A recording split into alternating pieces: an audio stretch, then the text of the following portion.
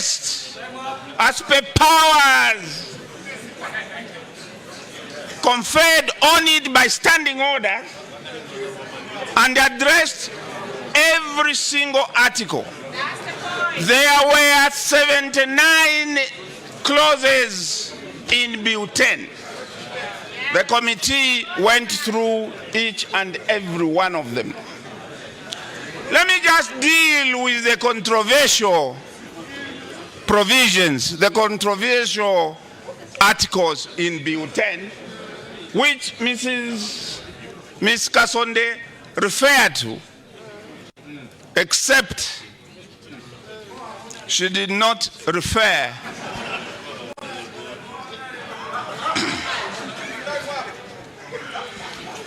there was clause number 4. Clause number 4 proposed to amend Article 4.3 of the Republican Constitution by the removal of the term multi-religious and replacing the same with Christian. That we are, as per preamble, a Christian nation, and that we cannot at the same time be a multi-religious. It's a contradiction.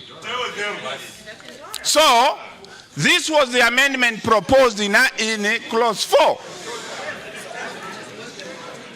The outcome of the committee process is that the committee accepted that proposed amendment.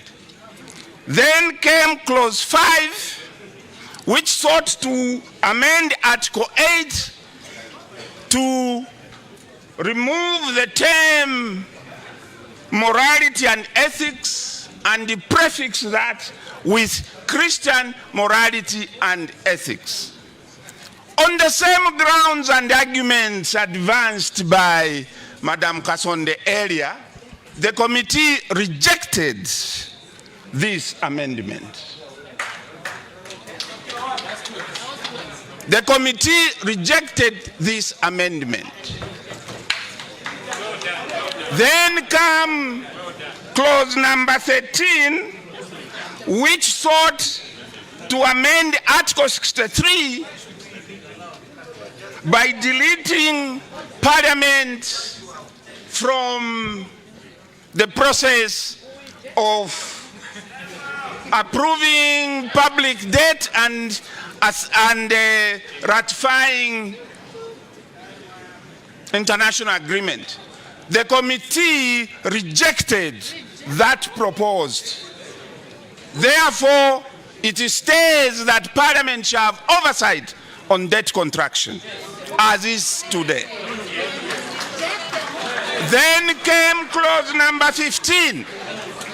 Then came clause number 15 of article which sought to amend Article 68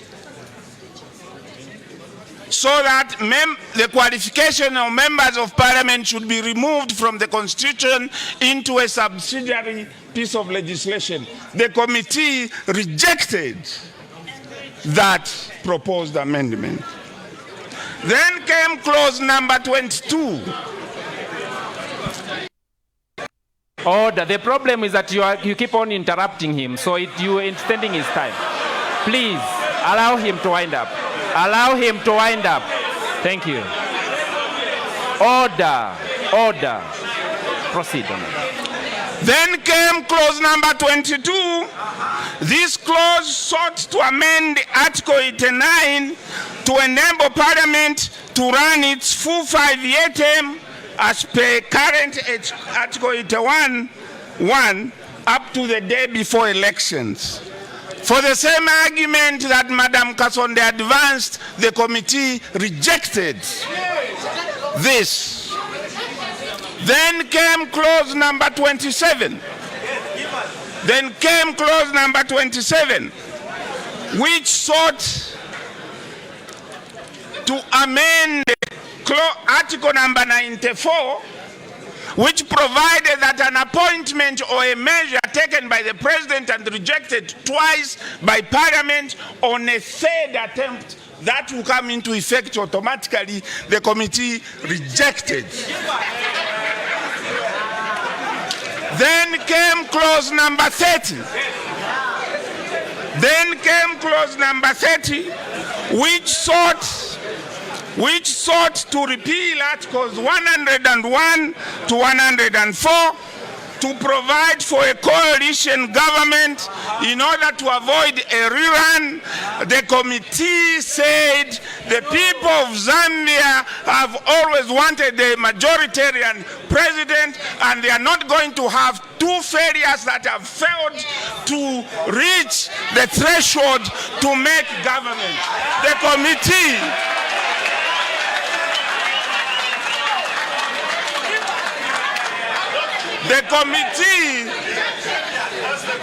committee rejected.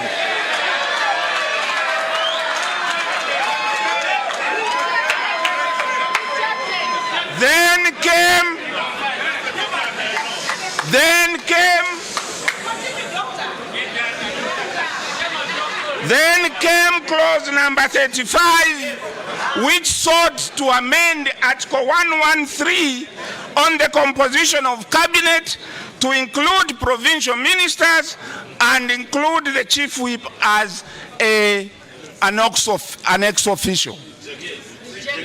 There are two decisions here. The committee advanced the logic that development happens at the provincial level and that decisions of governance are made at cabinet level. We cannot exclude people that are actually doing the actual implementation on the ground to sit outside the decision-making process. So the committee accepted to include provincial ministers to sit in cabinet. However, the committee, despite the fact that the chief whip was a member of the committee rejected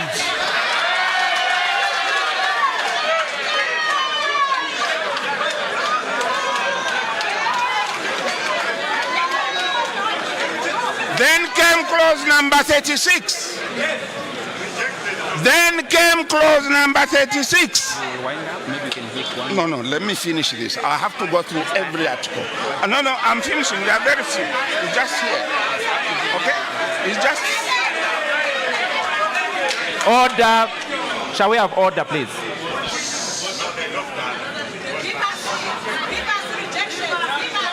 Came clause number 36, which sought to amend Article 114 on the functions of cabinet to include approval of debts and international agreements without parliamentary oversight. The committee rejected.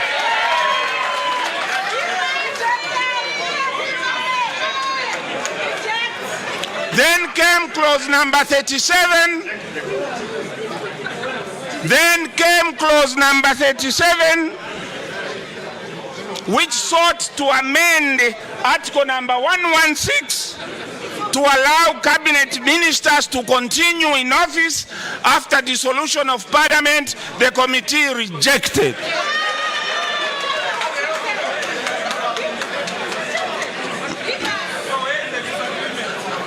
Then came clause number 38.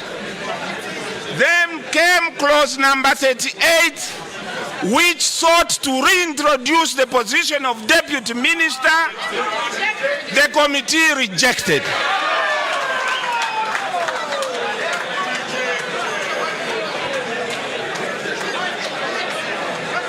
Then came clause number 51. Then came clause number 51, which sought to repeal Article number 149 to allow the president to create divide merge provinces without seeking approval from parliament. The committee refused to accept.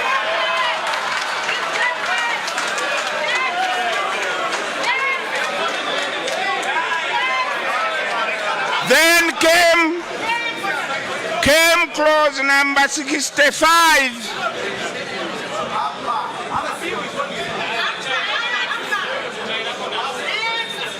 Then came clause number 65, which sought to amend article number 184 to remove the permanent secretary from the function of financial management at expenditure level. The committee rejected.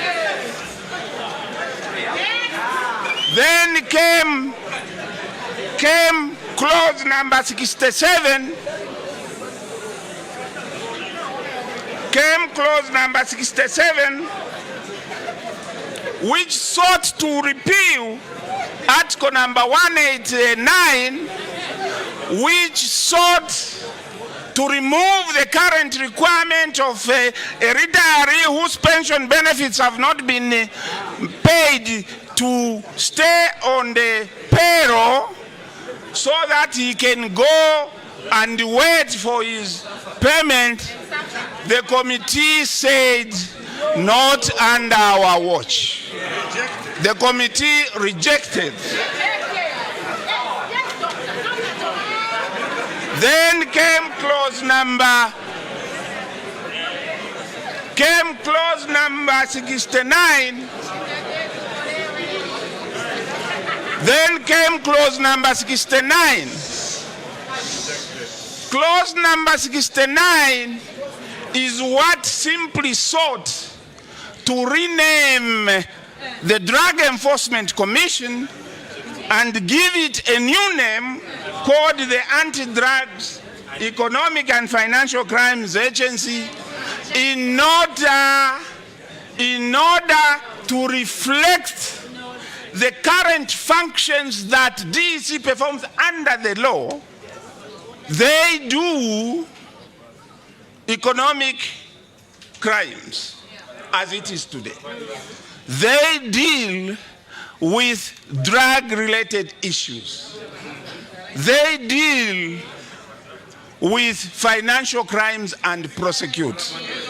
The Financial Intelligence Center and the Drug Enforcement Commission are two different institutions. Under the law of the Financial Intelligence Center, their responsibility is to gather intelligence and pass that intelligence to law enforcement agencies as they see fit, and those law enforcement agencies include the Anti-Corruption Commission, Drug Enforcement Commission, the Zambia Revenue Authority.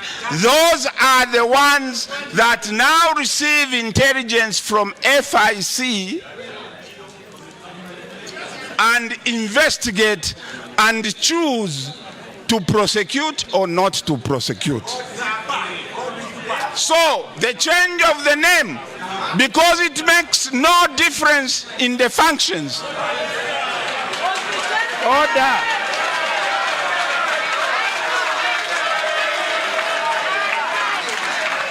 Now,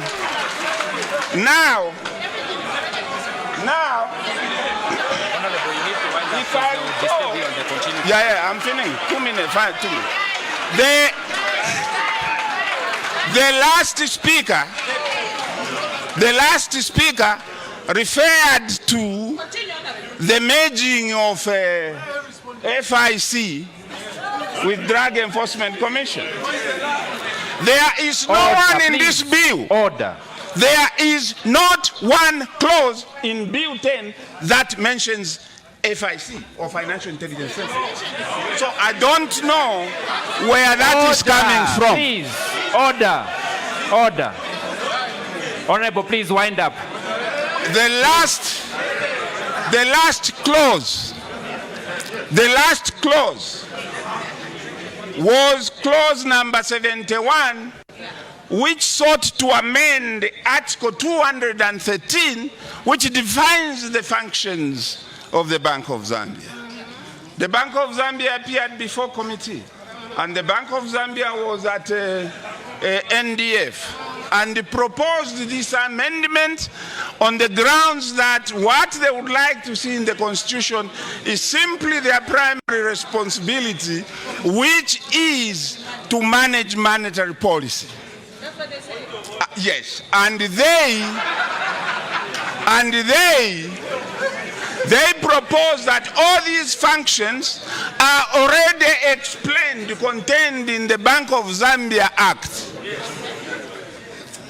The committee rejected that amendment. So finally, let me make this clear. Excuse me, please don't talk for me. Okay? By my count,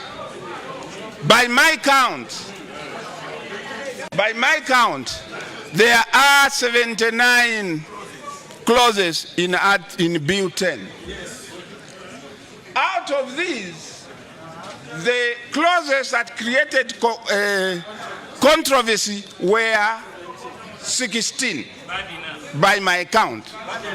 Now, out of that, the number of clauses that have been rejected by committee are 15 out of 79.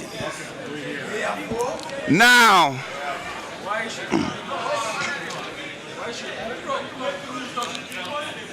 fellow countrymen and women,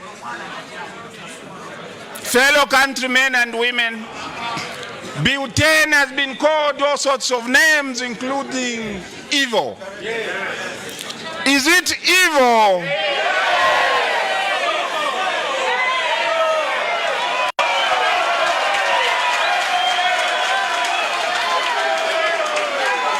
I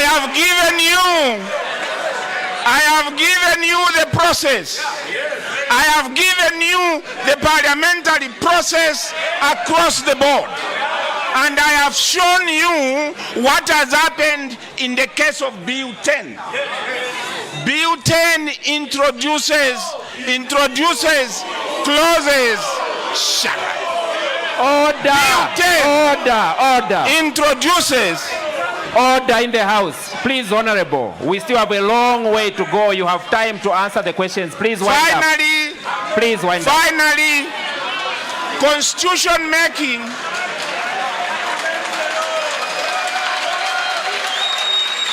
Order in the House, please. Constitution making, fellow citizens, is a national issue. It is not a partisan matter. You may love your party. You may love your party leader as much as you can. But above that, I call you to love Zambia more than anything else. I call you to love Zambia more than anything else. And to stand by the truth, and the truth on the process of Bill 10 is what I've given you. Thank you, Honorable. The please. truth is color blind. Honorable, the please. truth is incorruptible. Honorable, please do not now conclude. You know the truth. I thank you. Honorable, you will have time to conclude. You will have time to conclude. We are calling you back. Order in the House. Order in the House.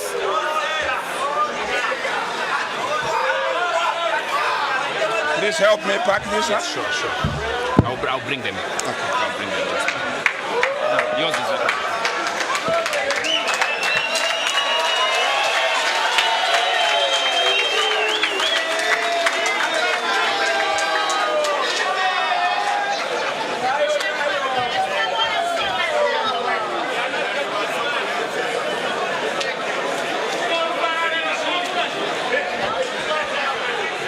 Ladies and gentlemen, I have a request to make. We are here to have a discussion. These people have brought a message, and you are here to ask questions, to engage them. Please, when they are speaking, shall we have order? If you pass on commentaries like that, it will take much longer to finish, and what the discussants are here to explain will not be heard. Remember that we are live on television. The more noise we make, the more we are disturbing people who are watching us on Prime TV. Please, I beg you, shall we have order? This section here, please help me. Please. There are people behind who are not hearing.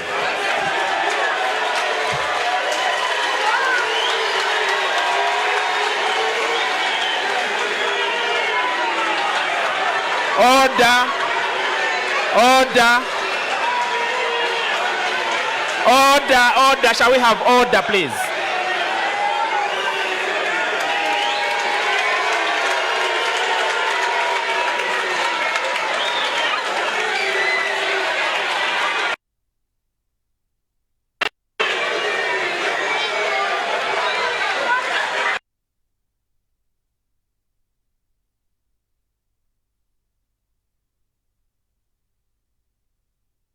Be seated, please.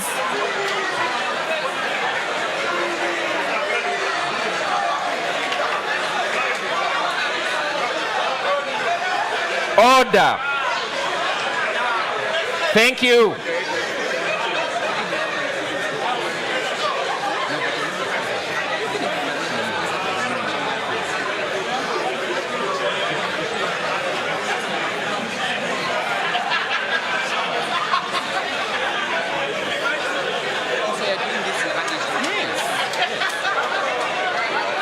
Order. Ladies and gentlemen, welcome President Kambwiri. Shall we proceed? Our next discussant will come and explain to us why then do we have all this noise about Bill 10, because the previous speaker has said the contentious issues have been rejected. Ladies and gentlemen, Honorable Jack Mwimbo.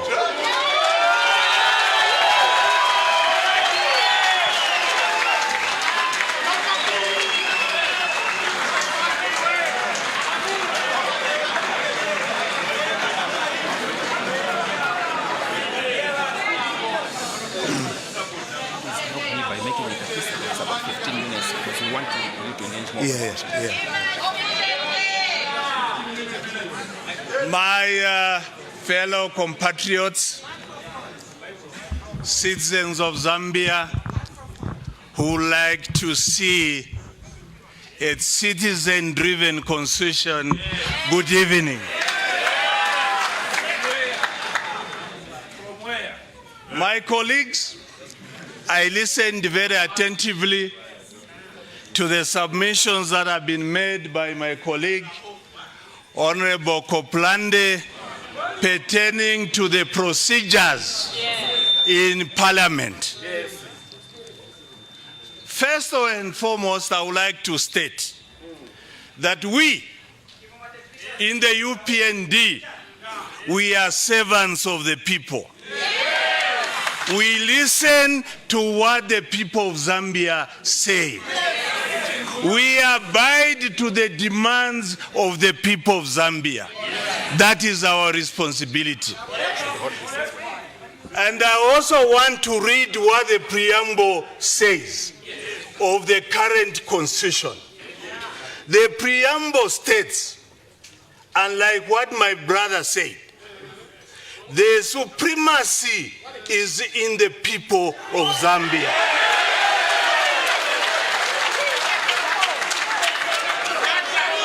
The preamble of the Constitution of Zambia, Act number 2 of 2016 states, we, the people of Zambia,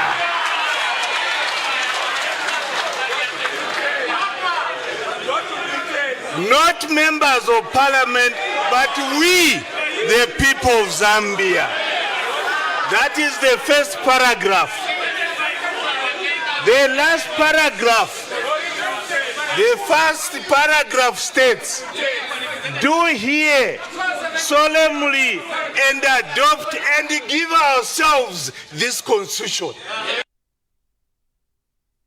The constitution is for the people of Zambia and not parliamentarians.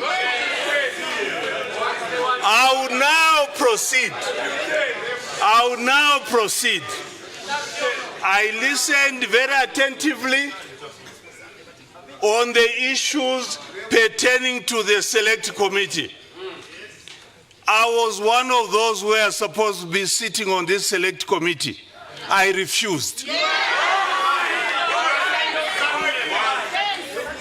I refused because I knew that the whole process is flawed.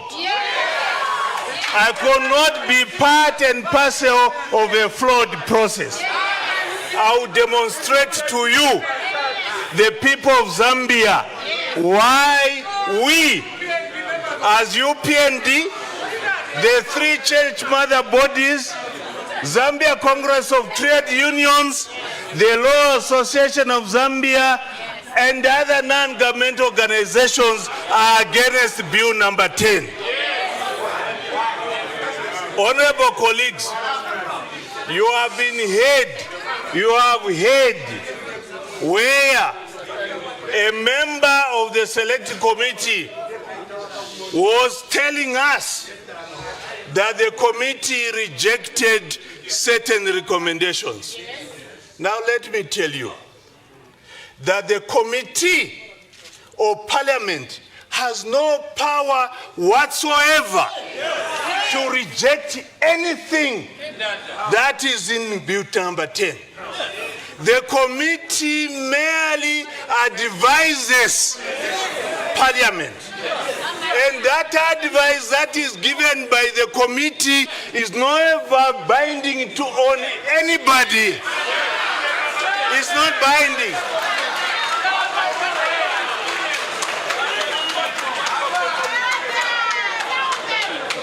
Let me give you examples. Let me give you examples. Unlike the statement that was made by the moderator, I have been in the House from 2001 to date. And I know the procedures of Parliament pertaining to reports of committees. The reports of committees are never binding on the government. They are never binding on Parliament. And when you have a committee of Parliament relating to a bill, the report of the committee is never debated and adopted on the floor of the House. It's never. That is the procedure. What is debated on the floor of the House is the actual bill. And the bill that is on the floor of the Parliament currently is Bill number 10. Bill number 10. Bill number 10 is in on the floor of the House by the Minister of Justice. No changes have been made. I'm aware that the PF and the government have been going around the country telling the people of Zambia that the contents of Bill number 10 have changed. That is not the correct position. If ever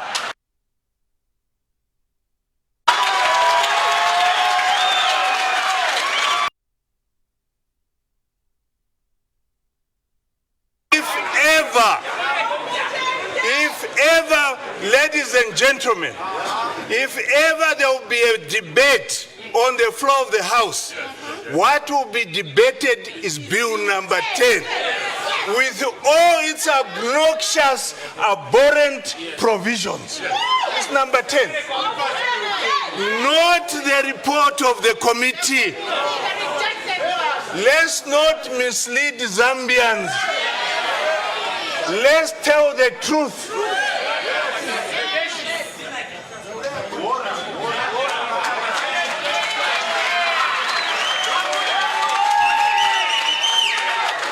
To give you an example of how fallacious the debate by my colleague is pertaining to reports of the committee, I would like to give you an example.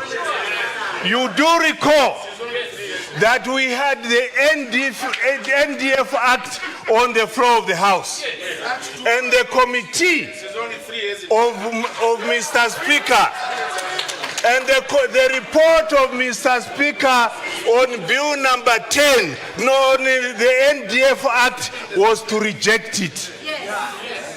But the PF, as a result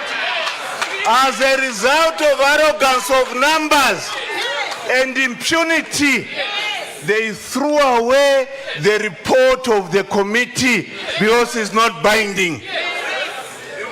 In 2015, when we were debating the other bill, the current bill, Constitutional Act, the report of the committee made several recommendations on the bill. The PF, due to impunity and arrogance of numbers, refused to accept the recommendations of the committee. And at that time, the President of the Republic of Zambia was still the same, and is the same president. And the majority of the ministers in PF are the same ones who are there. What should make Zambians now trust PF over Bill number 10? There's none. And honorable colleagues, what you have to know, if there is an acceptance of those recommendations, there have to be amendments moved on the floor of the House, which should be debated. And for those amendments to be passed, you just merely need simple majority. And that is what happens. The PF can never be trusted. In 2015, my fellow Zambians, the people of Zambia spoke through the technical committee that was put in place by the late President Michael Chirufya Sata. May his soul rest in peace. A bill was presented on the floor of the House. A bill that was supported by the majority under the leadership of the current president.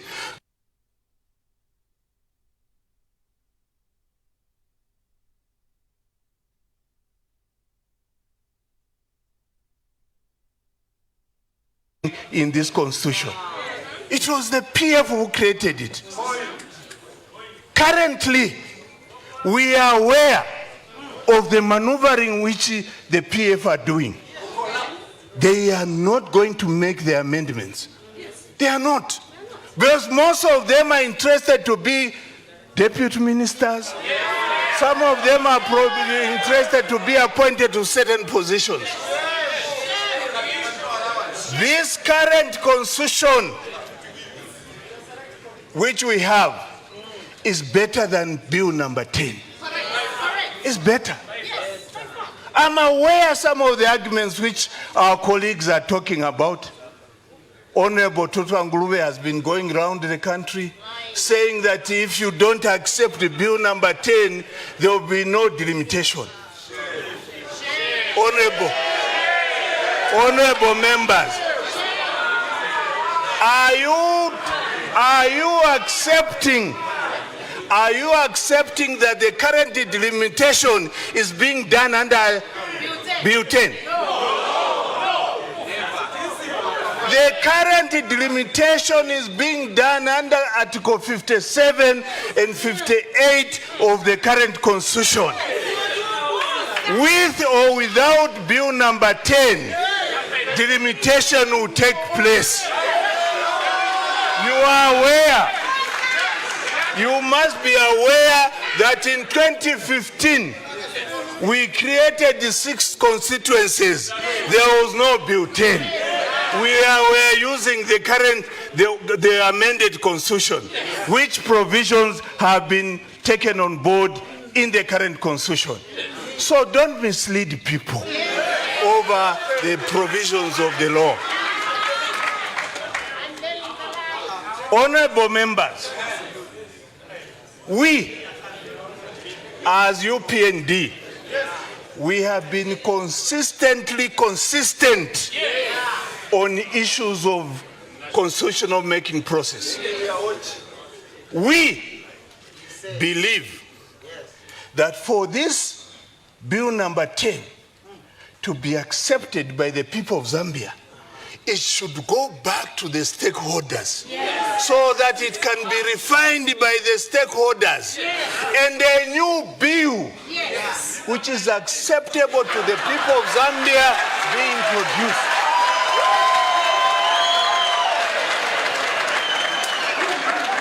There is no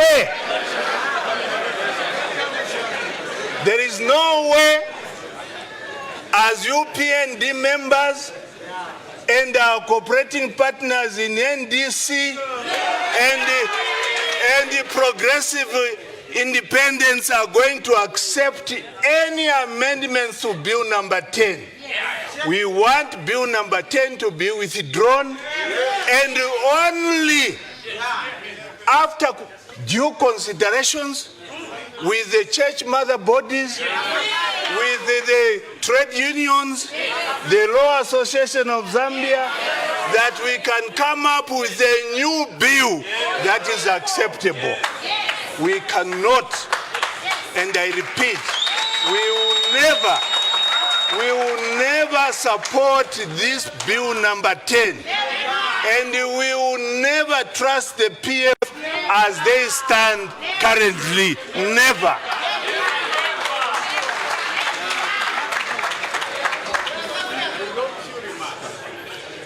Honorable colleagues, we as MPs swear to uphold the Constitution. And we are there as servants of the people. And we uphold the Constitution on behalf of the people. I'm aware that my colleagues have deliberately left out one very controversial provision. Article 103 and Article 104, pertaining to the election of the president. The current law states that when there is a petition, the President of the Republic of Zambia should step aside and the Speaker should assume office. They have removed that particular provision. They want to continue in office even when there is a contestation in the courts of law. That particular clause is very controversial. We want the people of Zambia who moved that particular law. The intention is to ensure that there is no interference in the process of the matter being in court. When you have a president who appoints the judges being in position,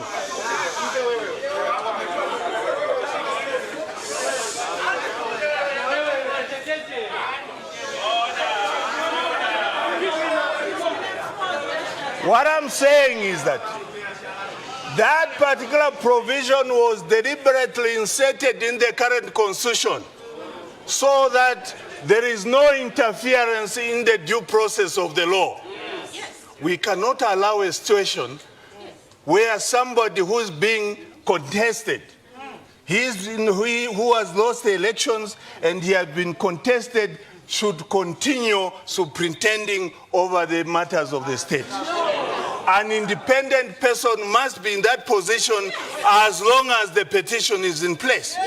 But they have decided to remove that clause and they don't want to talk about it. That is one of the controversial clauses. There are so many other controversial clauses in this Constitution Bill number 10. And for the first time in this country, the movers of this bill number 10 don't want it. The same PF went and presented to that select committee, rejecting certain clauses. The same ones. If they don't want it themselves, and ourselves and the people don't want it, who wants this butane? Tell us. Who wants it? It must.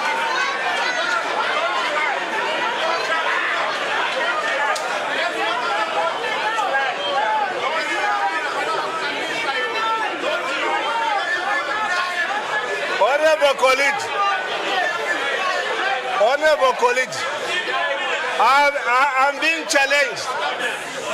I'm being challenged that I should not lie. Is it not true that the PF Secretary General and his team went and made presentation to the Select Committee rejecting certain clauses? Is that not true? That is the truth. I'm not lying, it's on record.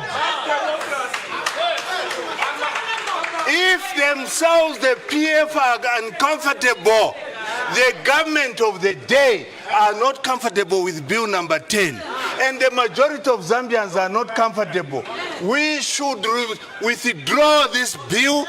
Let's go back to the drawing board so that the people of Zambia give themselves a new bill that is acceptable to the people of Zambia. Thank you.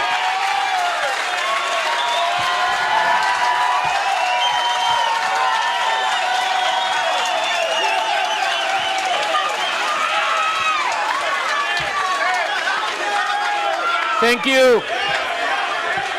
Thank you, ladies and gentlemen. Order. Shall we have order, please? Ladies and gentlemen, without much ado, I would like to invite the next speaker, but I would also like to pass some caution. Dear discussants, the people have said they do not want you to teach them civics. Please, they already say they can read the rest of the presentation on their own. What they want to hear here is Bill 10. When you come here, please go straight to the contentious issues and tell the people why you support them, why you are against them. Ladies and gentlemen, Honorable Tutwanguluwe, MP.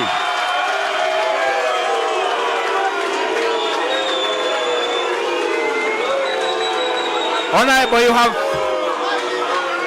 have 15 minutes. Order, order, order, order, order.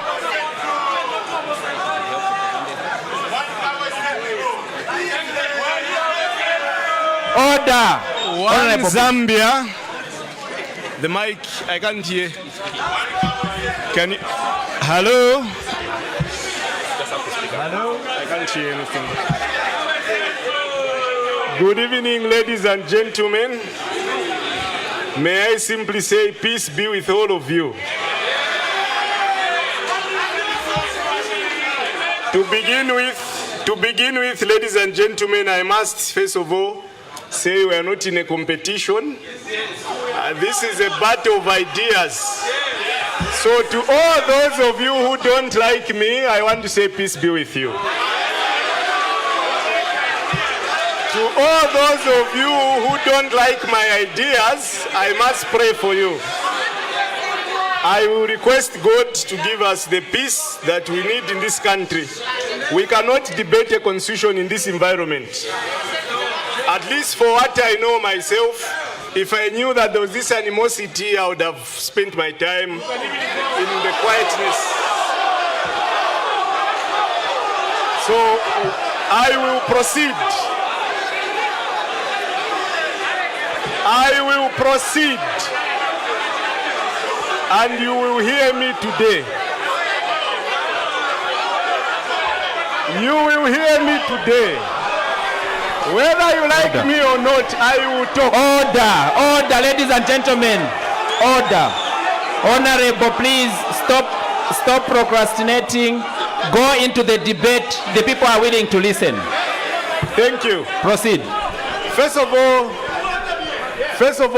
I want to state that this bill number 10. Order.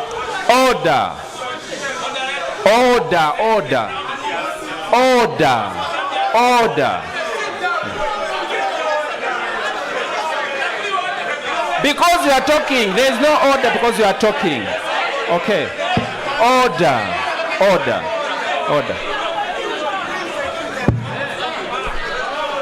Honorable, please proceed. Thank you very much, ladies and gentlemen. I will be very brief in my presentation. I want to apologize if I've offended anyone. I know. Order, please, Honorable, go into the debate. Thank you very much. You are protected. What is bill number 10? Bill number 10 is a very controversial piece of document that is proposing to amend our Constitution. Where did it come from? Bill number 10 came from the National Dialogue Forum. The National Dialogue Forum was a gathering of Zambians that included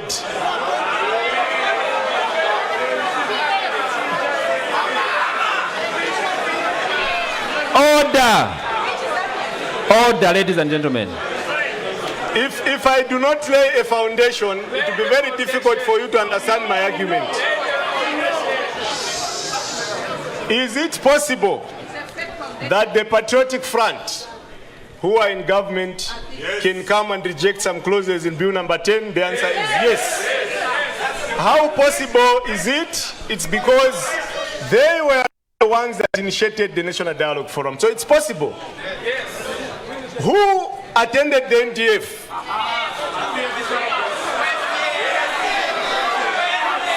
Order. All political parties with an exception of NDC, because their MP that time had not been sworn in.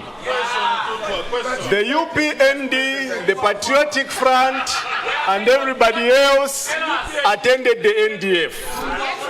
Now, I will jump the process of NDF fast forward to the bill. What did the NDF do? It created powers through the National Dialogue Forum Act. It gave the Minister of Justice power to present the 4 bills that were debated at NDF to Parliament without amendment. And when the bills came to Parliament, the first 2 bills that came were the Political Parties Bill, the Electoral Process Bill,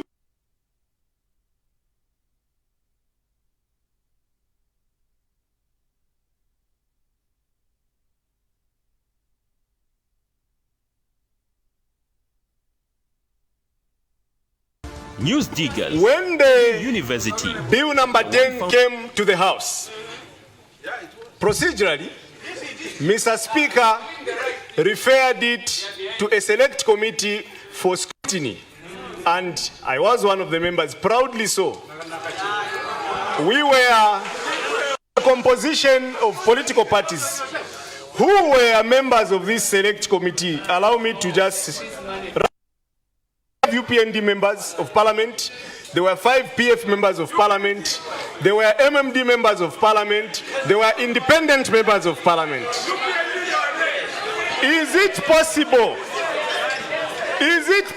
that the PF, who only had 5 members of Parliament on the select committee of 15, could have deliberated this report and come up with the recommendations as they have? Very good. So, where we have reached now, the question is, will or can Bill number 10 be reformed? Can Bill number 10 be amended? Can Bill number 10 be withdrawn? I want to give you answers found in the law, not answers from my mouth. According to our Constitution of 2016, Article number 63 gives Parliament the power to change laws through bills, the way Bill number 10 is. If you look at the only law that we have in Zambia for amending the Constitution, it's Article number 79. So you and me are in this animosity because we do not have a law that should guide us how we should operate when we want to change the Constitution. So my proposal to the people of Zambia is that we must create a law. In the past, we have seen presidents amending the law using the Inquiries Act. A president, any president of Zambia in future can just wake up and say, can we start changing the Constitution? And then the process will start and end nowhere.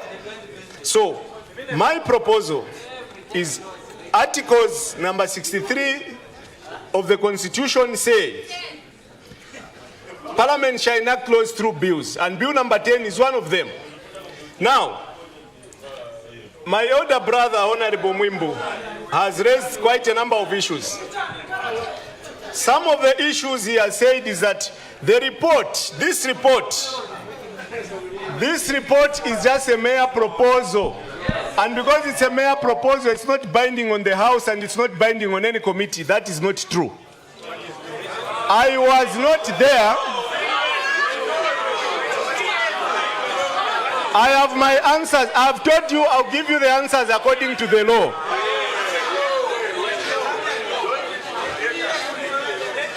Unfortunately, I am a learned man. So, I will tell you what is in the law.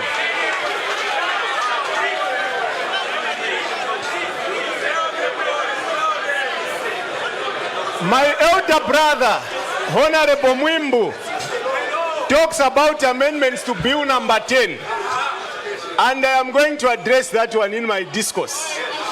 At what point can Bill number 10 be amended? I was not there in 2001 at Parliament. I was at UNZA. Yes.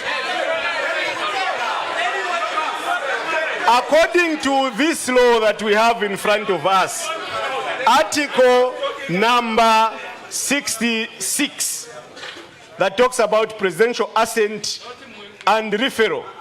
Where a bill is presented to the president for assent, the president shall, within 21 days after the receipt of the bill, A, assent to the bill, or B, refer the bill to the National Assembly for reconsideration, indicating any reservations that he has. Right?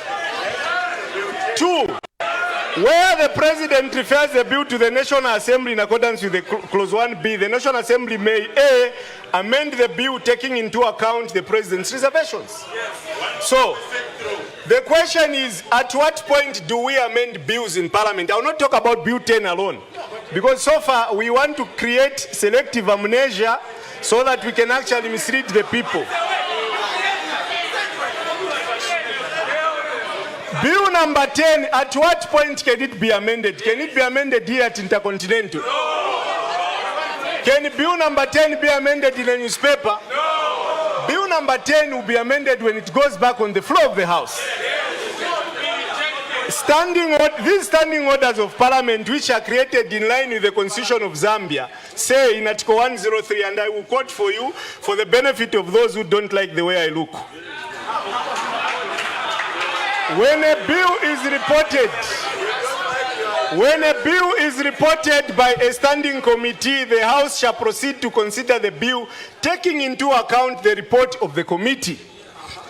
If the bill goes back to Parliament next month, there is no way Parliament will debate Bill number 10 alone without taking this report into account. So what will happen when the bill goes to Parliament is there will be two things. It's either the Minister of Justice will be persuaded by you, the people of Zambia, not me. If you want him to withdraw, you can persuade the Minister of Justice. It is you. Order, order, order. Shh.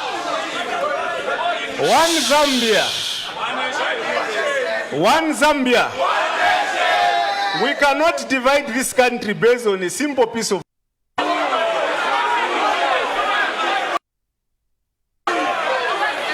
when bill number 10 reaches Parliament, the stages that it will go through, it is at a particular stage when now motions to amend the bill will have to be thrown on the floor of the House. And the members of Parliament, according to Article 61, going all the way to 69, they are the only ones with power. Not just PF, but all the members of Parliament. Now, there are two things that I want to bring to your attention. On bill number 10, we have heard some people saying that they are going to walk out, and we saw them walking out. It is in their right. They have the right to walk out. But let me tell you one thing. There is one lesson to be learned now and in future. Okay, we saw it with UNIP. UNIP boycotted, and today as we are speaking, they've never bounced back. To pass a bill in Parliament, you don't need all the members of Parliament. You only need 2/3. So what the people of Zambia should be looking for. Order. Shall we have order? We need only 2/3 to support the bill. So, whether people walk out or not, the only thing that the Speaker will be interested in is to check if there is 2/3 majority or not. So, you can walk out because you have the right to walk out. You can persuade people to withdraw the bill, but I think as a Zambian, young Zambian, I think there are more civil ways in dealing with disputes. When you don't agree on something, we must find consensus. We must find the middle ground. Order, ladies and gentlemen. You will have time to talk. You will have time to ask questions and engage the discussants. It is their time. I know that this is a very hot topic, and I do not intend to risk a lot of things simply because people have lost their tempers. But all I can say is that if it is your will, order. If it is your will, if it is our will as the people of Zambia that bill number 10 be withdrawn, there are established procedures. Hear him, please. You can write ladies and to the gentlemen. Minister of Justice. You can persuade him, you can ask the President. They are the only people with power to withdraw a bill. Me as a member of Parliament, I do not have that power to withdraw a bill. Order. The other problem that we have encountered in Zambia in the constitutional amendment process is that we have people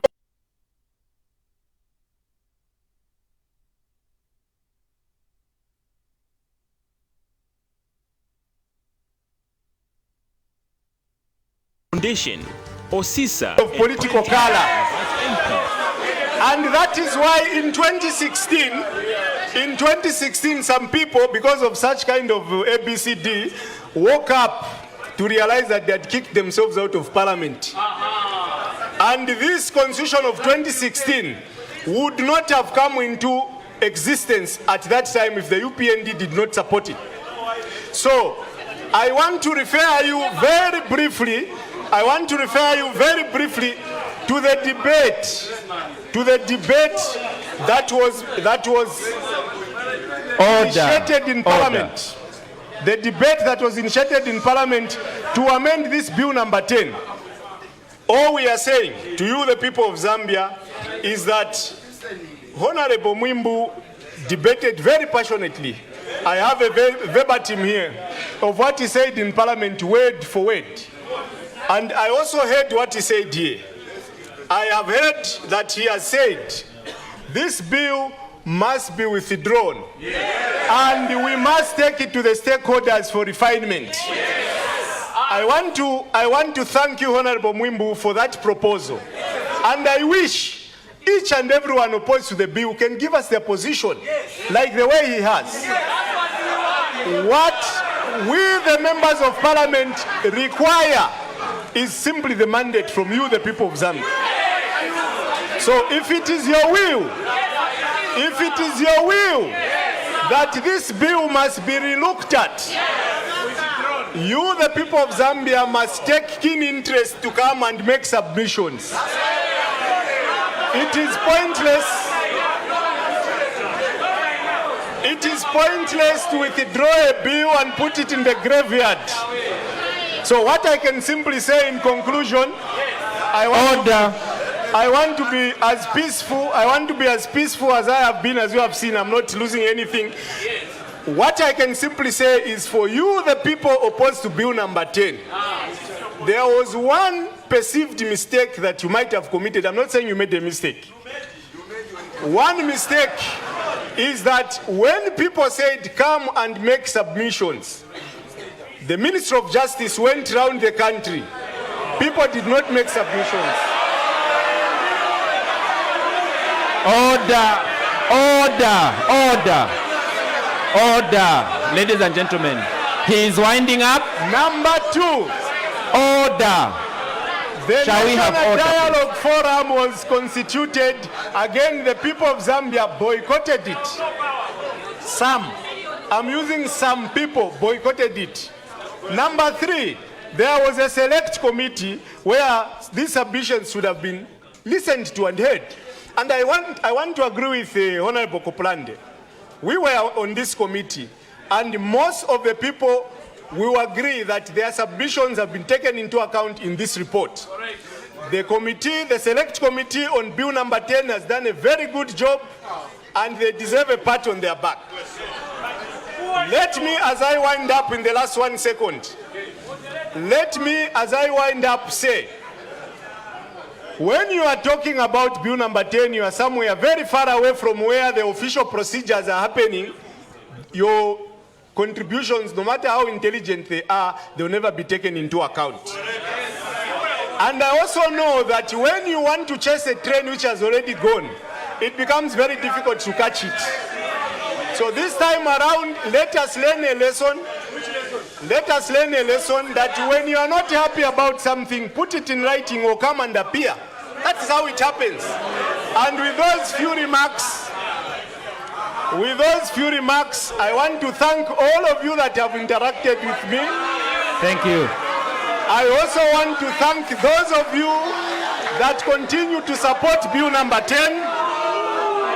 I also want to thank those of you. Order, order, order. Thank you. Thank you very much. That is very good feedback. Thank you for the feedback. I thank you and I love you all. Thank you, Honorable. Thank you. Thank you. Order. I must say, ladies and gentlemen, that this audience we have today is not being very helpful to the debate that we have. It is very important that people are not emotional.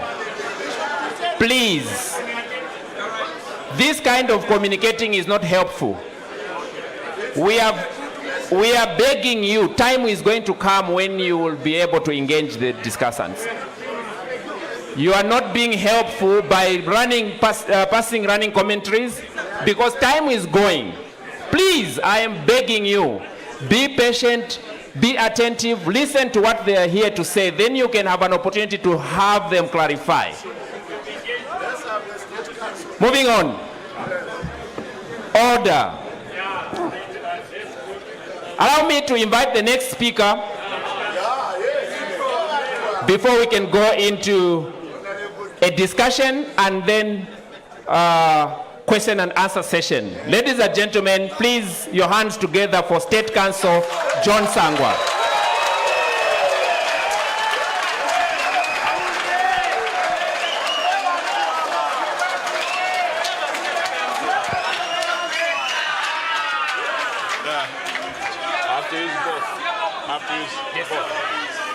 Okay.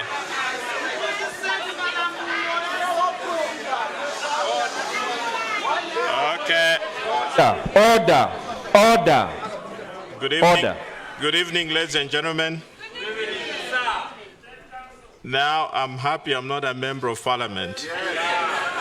Okay. So, yeah.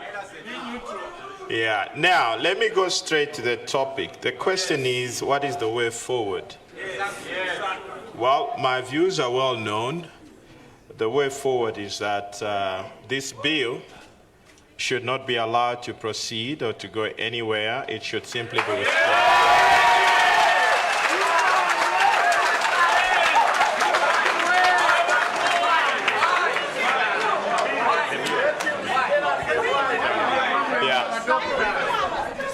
Let me give you my reasons for saying so. Also, contrary to what Honorable Mwimbu has said, I don't think at all it needs to be taken to the people. It doesn't require refinement. And I think people have better issues to focus on.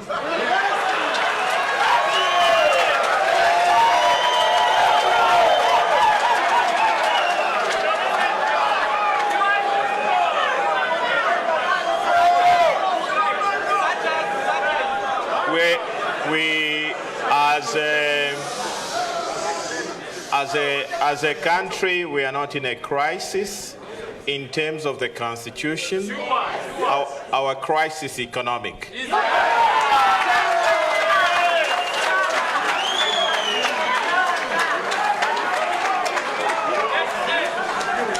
Ideally, our discussion today should have been centered on how we can confront the economic challenges that the country is facing, and not the Constitution. Now, let me give you a few reasons why I oppose this. Now, it's good to discuss Bill 10, but again, you can't discuss Bill 10 in a vacuum. You have to provide context to it. Now, in order to understand how we have ended up here, and also to look at the future, we need to understand the past. Now, this is one of the reasons why I oppose this bill. Now, this discussion concerning the Constitution is not a new discussion. In fact, we should be ashamed as a country that we have spent the last 29 years discussing the Constitution. Okay? There are more pressing issues. This debate started in 1991. Now, we can't go on talking about the same things day in, day out. Every president that comes in wants to bring about a new Constitution. Now, the real challenge that we face in order to understand why we are here today is the fact that when we go back to independence, and I'm sure some of you are old enough who remember this, Zambia was one of the richest countries in Africa. In terms of per capita income, it was the third richest country, apart from South Africa and Libya. By the end of the 1980s, Zambia emerged as one of the poorest countries. Now, we ended up with an external debt of $7 billion. Now, if you divide the external debt at that particular time with a population of between 7 and 8 million, then this was roughly $1,000 of debt if you divide the external debt. But I don't know what the debt is today because the debt is top secret. Now, at the end of the 1991, the challenge was to try and understand how can a rich country, which started off very well, end up so poor? And Zambia was not alone in this regard. And there was massive research that was done by scholars and international organizations to try and understand the reasons why the country had become so poor. And one of the conclusions, not Bill 10, that was not Bill 10. Now, one of the conclusions was that the Constitution was weak in the sense that it vested too much power in the president. As a result, Parliament could not check the president. the judiciary could not check the president. As a result, presidents were at liberty to come up with whatever policies they decided to do. We all remember the introduction of one-party rule in 1972. There was no discussion. There was again nationalization, again no discussion. I think most of you are old enough to remember that we used to have a body called the Prices and Incomes Commission. You remember that? Yeah. Now, this was the commission that was dictating the prices of each and every item. Now, these were some of the crazy policies that existed. Why? Because the president could not be checked. Now, in 1991, the challenge then was to say, how do we reduce on the powers of the president? That is what has been the challenge. Of course, the 1991 Constitution was abortive, and that was not realized. And 1996, again, there was a problem, and this continued. Now, the only time that we had a glimmer of hope was when President Sata came to power. Yeah, managed to do something that his predecessors did not fail to do. Now, the genesis to the current constitution is the technical committee. Now, President Sata specifically mandated the technical committee to draft a constitution, and I'm quoting from the terms of reference, to draft a constitution that ensures the separation of powers amongst the various state organs, including the executive, the legislature, and the judiciary, so as to create checks and balances between them and to ensure accountability of the state organs and its officers to the people of Zambia. In short, the government had to be accountable to the people, which was not the case then. The second point was that draft a constitution that will ensure that excessive and unfettered powers are given to any particular organ of state, commission, or constitution. Now, this was the mandate of the commission that was appointed, of the technical committee, which was appointed in 2012.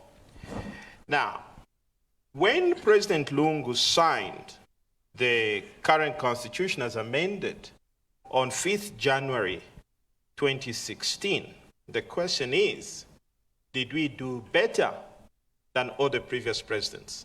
The answer is yes, we did far, far much better.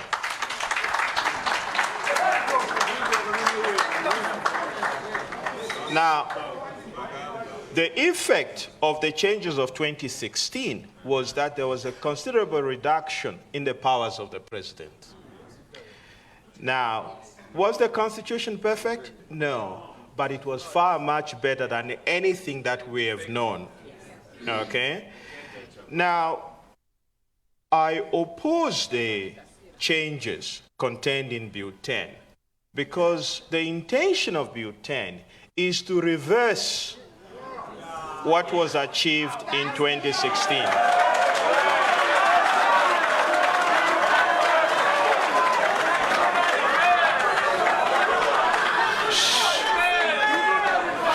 Order. Okay. Order. So that is why I'm opposing it, to say, listen, well, it's very simple. I'll come to that. Now, the point is this, because what basically the proposed amendments are intended to do is to give the president back the powers which were taken away in 2016. Now, order.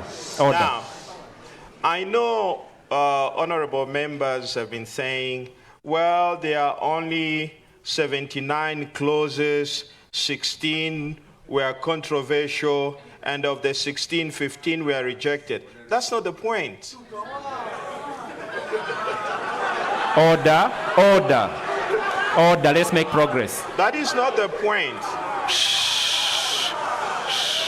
The point, now, again, when you start isolating one clause and analyzing it, then you're missing the big picture. Yes. The question is, what will be the effect of Bill 10 if it becomes law? That's what we should be talking about. Okay? Now, if, let's say, it becomes law, what you will see is a reversal of all the advances we have made, the progress we have made. And also, guys, let's not lie to each other. The idea is that this Bill 10 is geared towards the election anyway. Okay, that is the truth. Now, the point is this: you never use a constitution as a political tool. Okay? Yeah, we should not. Now, a constitution is supposed to be a revered, respected, a dignified instrument. Now,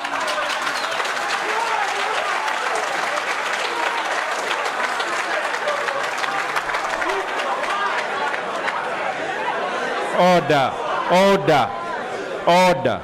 now, for instance, none of the proponents of the bill have told you, for example, the entire Constitution is made up of 275 articles. Now, they have not told you how they ended up selecting 79 articles as the ones which they would like to change. Okay? So, Order. and who made those decisions? What criteria was used in isolating or identifying these provisions? Now, so these are the problems. Now, the second point is that, you see, I've been listening to all these people that have been advocating for Bill 10. I have not been given a convincing reason to justify Bill 10. Okay? Now, everybody's saying, one of the arguments I've heard is that, no, the Bill 10 is designed to clean up the imperfections in the Constitution. But the question is, who has decided that there are actual imperfections in the Constitution? Okay? Now, that is because a Constitution is drafted by human beings. So there may be always, you can look at it differently, I can look at it differently. Well, we can all read it and arrive at different conclusions. But I cannot impose my reading and understanding of the Constitution on you. Now, that is why we have a constitutional court. When we have differences of opinion over the Constitution, where do we go? We go to court. We don't begin to change to say you are cleaning it up. No, that's a lie. You know, the point is this. And that is why, if you look at, there is a provision in the Constitution which says that only the Constitutional Court has authority to interpret the Constitution. Not the MPs, okay, not the president, not the ministers, but the court. That's why we have the court there. I have my view, you may have your view. When we disagree, what do? We go to court. And if there is a problem with the language, it is for the court to explain to us. I'll give you an example. I was involved in the case to do with a petition in 2016. Now, one of the issues we had was when the Constitution says that the petition shall be determined within 14 days. What did it mean? Okay, some people were saying, well, 14 days to start. It doesn't matter when you conclude. Other people say, well, you have to start, but 14 days does not include Saturdays and Sundays. Others said, well, but at the end of the day, the court cleared the position. It stated 14 days is 14 days, from start to finish. We have all been educated. So the next election, God forbid there is another election petition, all the lawyers know that time starts running from day one. When you file it, it has to be done within 14 days. So that has been clarified. You know, so you don't need to change the Constitution.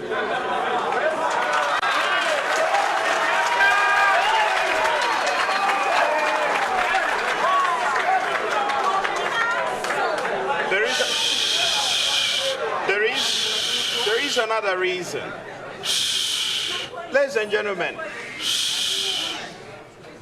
it is too early to start reviewing the Constitution. The Constitution came into force on 2016. 3 years later, you want to change. Now, are you saying you didn't know what you're doing in 2016? Now, we need to give the Constitution time. You know, we need to experience it. We need to give it life. You know, we need to see, because the Constitution needs to be tested. It is not for the minister to sit in his office and start telling us to say, I disagree with this provision. No. Okay? I'll give an example.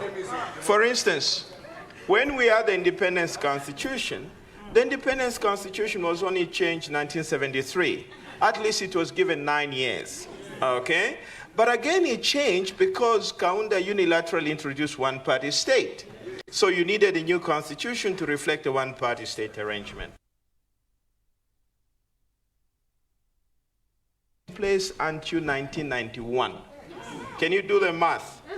That is well over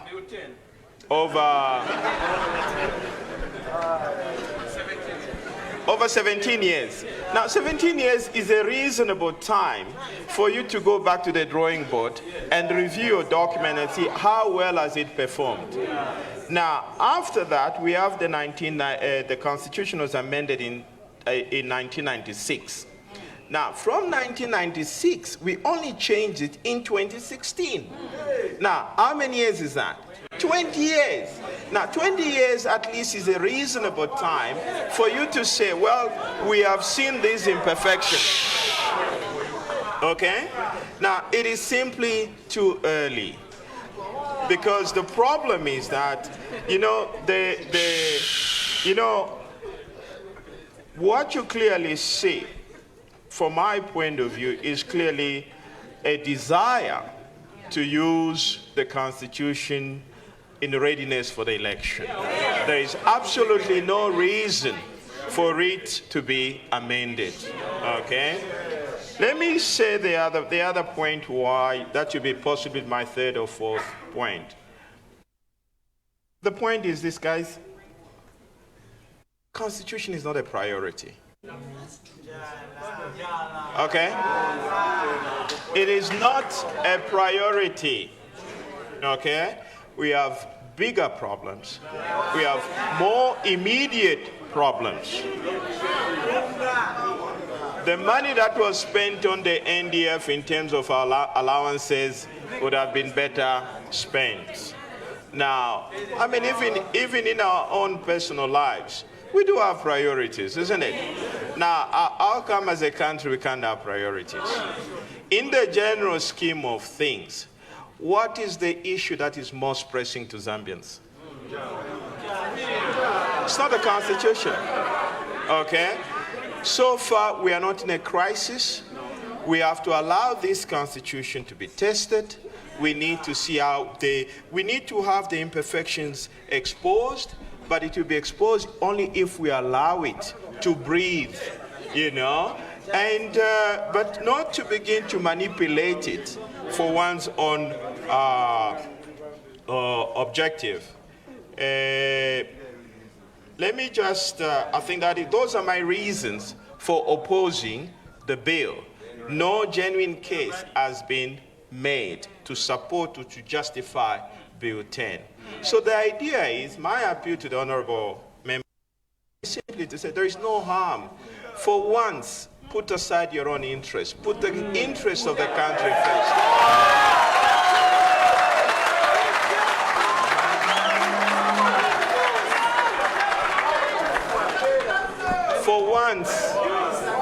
For once, let us be patriotic. Let's put Zambia first.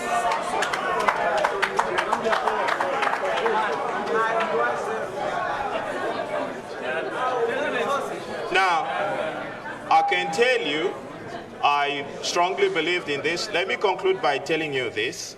I took the case to court to challenge Bill 10. And I can tell you, I can't go into details because the final judgment. One of the things I can say without any hesitation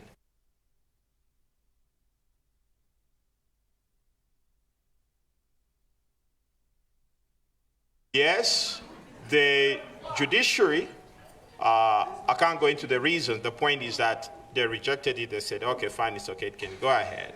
But in my view, they betrayed the Zambian people. But again, it is the duty of each and every judge that sat. If by deciding the way they decided, they can sleep comfortably in the night, that's okay. It's according to them. But the point is this.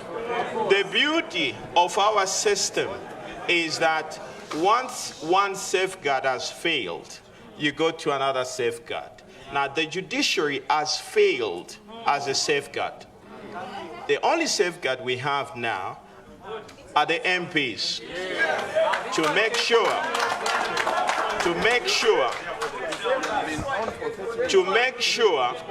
that the bill does not receive the 2/3 majority required. Our challenge is to make sure that the 2/3 majority is not realized.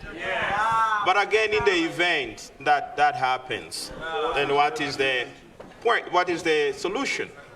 Well, ultimately the power lies with us. Ultimately, I have no faith. Let me not say this.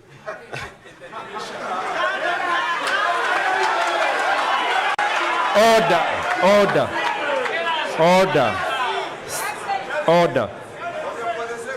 I have no faith in the institutions of government, but I have faith in the Zambian people.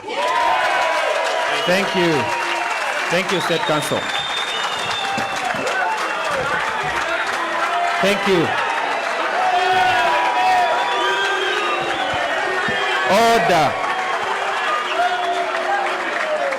Order. Ladies and gentlemen.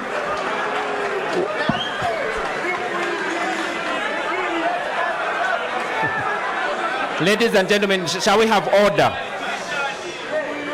I do not have the power to stop him. We had one ritual to perform there on the table. Please, Honorable, you have less than 5 minutes to make your point, because I understand you'd like to leave. Good evening, everyone. First and foremost, let me apologize for coming in shorts, because I was busy thinking of how I'm going to pay school fees because I've been squeezed. And only when I switched off movie TV, Prime TV, to listen to the news, and I found there was a live program concerning this issue of the Constitution. And let me say that I am in a very good position to advise the current government on this issue, because I've been in the opposition, into the executive, and back into the opposition. When you want to formulate a constitution that fits your stay in power, you are being unreasonable. Bill 10 is basically meant to perpetuate the stay of PF in government by giving the president more powers. I want to be president of this country, but I don't want to have excessive power that will be detrimental to the development of this country.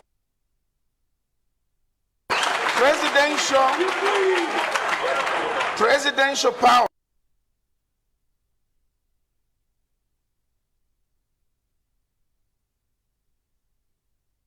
to go into the nitty-gritty of this issue, to go clause by clause or article by article, but what I just want to say is that let us not mislead the people of Zambia. I was in Parliament for 13 years. I have seen bills go through without taking into account or into consideration any recommendations from a parliamentary committee. Therefore, it goes on to say that parliamentary select committee recommendations are mere recommendations and are not amendments to any bill. Look, Tutu has been saying that the PF, my younger brother, Honorable Tutu Angulube, with due respect, has been going around radio stations, even here, to say that the committee has made, they have amended the bill. That is misleading the people. Committee recommendations are not amendments, and they shall never be amendments. I'll give you a typical example. In 2007, when we're dealing with the issue of the mining mineral rights, mineral tax, the MMD government at that time voted against their own report, Speaker's report, because the recommendation that came for the mineral time was favoring the opposition at that time. The bill went through without taking into account any of the recommendations that were in the report. And look at this. Look at this, Zambians. PF wants to mislead you that when they go there, they will amend the bill. Countrymen and women, don't be cheated. Look, this current constitution says that all borrowing shall be scrutinized by Parliament. This government of MMD PF for 5 years now, they have never brought a subsidiary legislation or act to operationalize that requirement. Up to now, they are still borrowing without Parliament approval. Now, what makes you think that Tutwa says we have rejected to remove Parliament from scrutinizing the loans? What makes you think that they're going to amend if 5 years they've never operationalized it? I want to warn members of Parliament. Wind up, Honorable. Once you open the 2/3, the rest of the articles is by simple majority. They don't mean well. I thank you. Thank you. Ladies and gentlemen, order. Order. Now, this microphone will be moving, all right? It will be moving. I don't want you to touch it.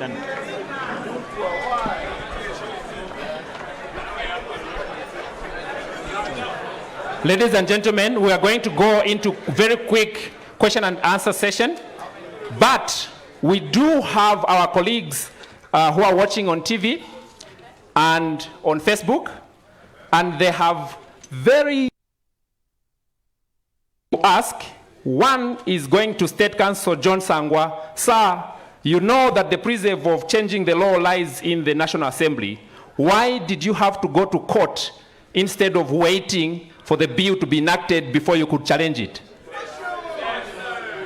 State Counsel John Sangwa, please, you may respond to the question. The microphone is here. The preserve of making laws lies in the National Assembly. Why did you go to court to challenge a bill instead of waiting for it to be enacted before you could challenge it? Okay. Very briefly, because we have so many questions and people here want to engage you. Yeah, the point is this. We did not challenge the bill, okay? We challenged the decision to amend the Constitution.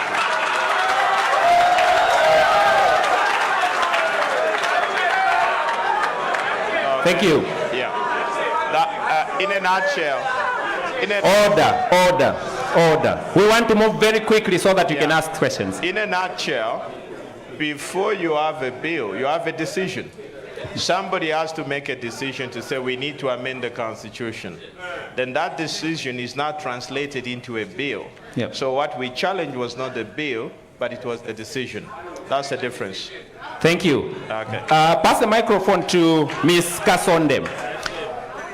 Ms. Kasonde, are you telling us that there is absolutely nothing progressive in this Constitution Amendment Bill 10 of 2019 that you want it to be withdrawn entirely? I think that Mr. Sangwa alluded to it earlier, that you can't look at each clause in isolation. Collectively, the effect of those provisions is to increase executive power, to increase the chances of the incumbents, the people in power, to get back into power and to maintain power. So each one might look innocuous or harmless on its own, but when you bring them together, they're extremely harmful for our democracy. Thank you. Order. Honorable Koplande, please get the microphone. Sir, there's a question here for you. Clause 30 of Bill 10 proposes allowing candidates with the highest number of votes to negotiate with another candidate so as to form a coalition government. What will this coalition government look like? What will happen if one candidate decides he does not want to be in the coalition government anymore after they have already formed government? I was at the National Dialogue Forum at Mulungushi, where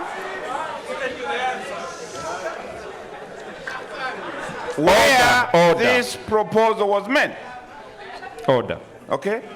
We challenged this proposal at NDF itself. After the members of the NDF, who totaled 450 against parliamentarians who were only 100 thereabouts, we were defeated.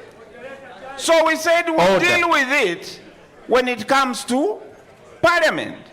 And therefore, the outcome is that this has not been accepted by the committee, period. So in short, Honorable Koplande, before you put the microphone down, in short, what I would like to hear from you on behalf as Member of Parliament for Chembe, if this report that you've presented to Parliament is not adopted or does not change the bill passes, in your view, what will happen in that case that there's a coalition government, one member decides to pull out?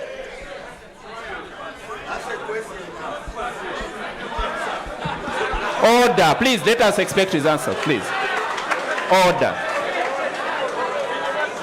Now, let me explain. Order. The question is to me. Yes. Now, this is a constitution that we are dealing with. And if there are any further arrangements that deal with the details, they will be dealt with under the Electoral Process Act. Order. Order, please, order. Proceed, Honorable. You hand up. Detailed arrangements would have been made under the Electoral Process Act. But what I can tell you is that it is extremely unlikely that that particular clause would pass the debate in the House. Thank you. Apostle Aaron Kanyama is asking Honorable Tutu Angulube, sir, why is it that you are always excited to change the constitution towards elections? Are you not concerned that this is going to affect the electoral process? Well, thank you very much. First of all, very briefly, please. We have a long way to go. I think it is not correct to state that we like changing the constitution towards elections, or we are excited towards elections. I want to state that those of you that have read the Zambian history or constitutional law, thanks to State Counsel John Sangwa, who is on my left, my lecturer, from 1972 up to now. No, the question is straightforward, Your Honorable. Let me finish. Order. From 1972 up to 2016, it took the Patriotic Front government to give the people of Zambia the constitution they've been crying for all along. As we are speaking Order, ladies and gentlemen, order. As we are speaking right now, it is not the PF government that pushed for these proposed amendments. The Patriotic Front Secretary General is on record as having rejected most of these proposals. So it is not correct. It is not correct to state that we are excited to change towards elections. I think I have answered the question. Thank you. I love you. Thank you, Honorable. I think that was on the basis that the 2016 January amendment was before the next election, and now there's another election. Honorable Mwimbu.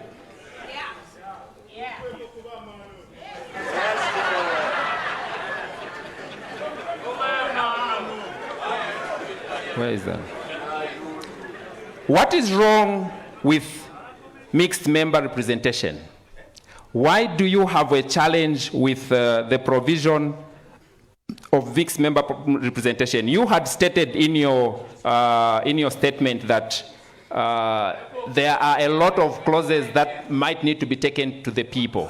We would like to understand from you, what is wrong with that clause, sir? Thank you very much, Mr. Moderator. Honorable colleagues, honorable members, I want to state very categorically here that this particular proposal, which is in Bill 10, is not the best. If I was given the opportunity to propose an amendment to ensure that the women and the other disadvantaged groups are enhanced in political participation, I would have gone with the Ugandan, Rwandan, Kenyan way, where you make sure that in every district there are constituencies specifically reserved for the women, where they will contest amongst the women themselves, the youth will contest amongst themselves. That way, you will be enhancing the participation of the women and the children. The way it is, Order, ladies and gentlemen. the way it is being proposed may not even be enhanced. The way it is being proposed in the bill. Order. The way it is being proposed in the bill, when you talk about mixed member representation, it does not talk about favoring women. No, it doesn't.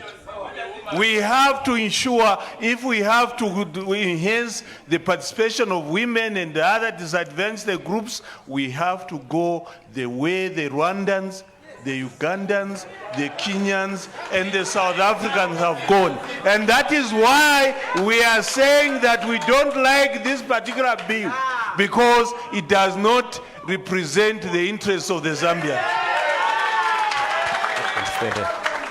Thank you, ladies and gentlemen. We'll get back to the social media pages. Kwenda, let's start from the back, and then we'll try and move in front. Please make the decision. I can't see properly in the back. Help me. You have to move the microphone. Do not keep it in one area. Be very brief. State your name and ask a very quick question, and we progress. Thank you very much. My name is Francis Kope. My question goes to Honorable Jack Mwimbu. There is the issue of the judiciary having two heads practically because of the Constitutional Court, which is dealing with constitutional matters, and we have the Supreme Court on the other side. But in the Bill of Rights, it is stated that the issues concerning the Constitution will be heard by the High Court. That contradiction, how can it be sorted out? Thank you. If not Bill 10. Thank you. Not that I'm supporting Bill 10, but I just wanted to find out how it can be sorted out. We hear you, sir. Honorable Mwimbu, very quickly. Thank you very much, Mr. Moderator. Even the question is vague. The current position is that the Constitutional Court is independent from the Supreme Court. And each wing of the judiciary has been given specific powers. Unfortunately, why we see that the Constitutional Court is dormant is because we have not yet passed the Bill of Rights. If the Bill of Rights were passed, there would have been, Mr. Ntewewe, please, let's have order. There would... Order.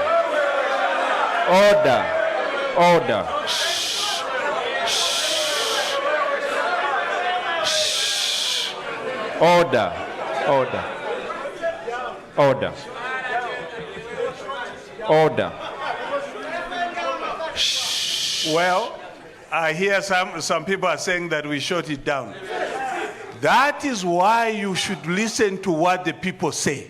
The concerns of the people of Zambia were that you cannot hold a referendum and a general election at the same time.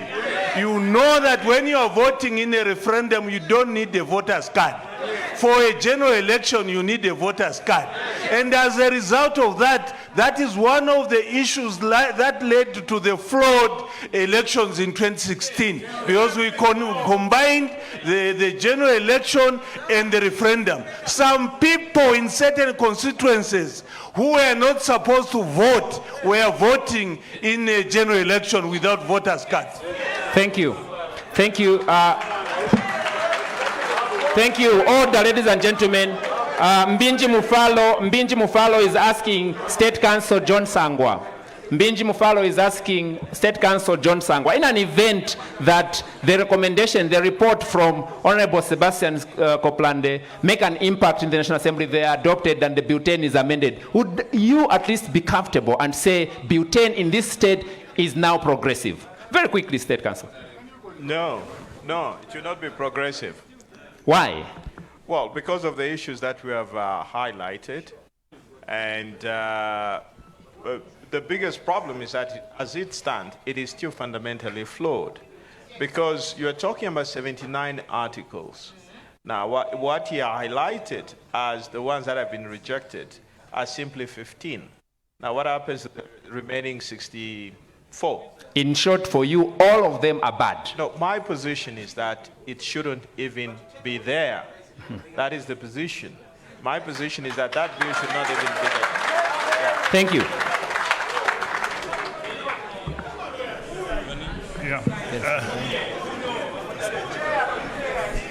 Order. The microphone is coming. Proceed, sir. Thank you very much. My name's William FR27 Harrington. Yes. Please be very brief, Honorable, as you can see there are so many hands.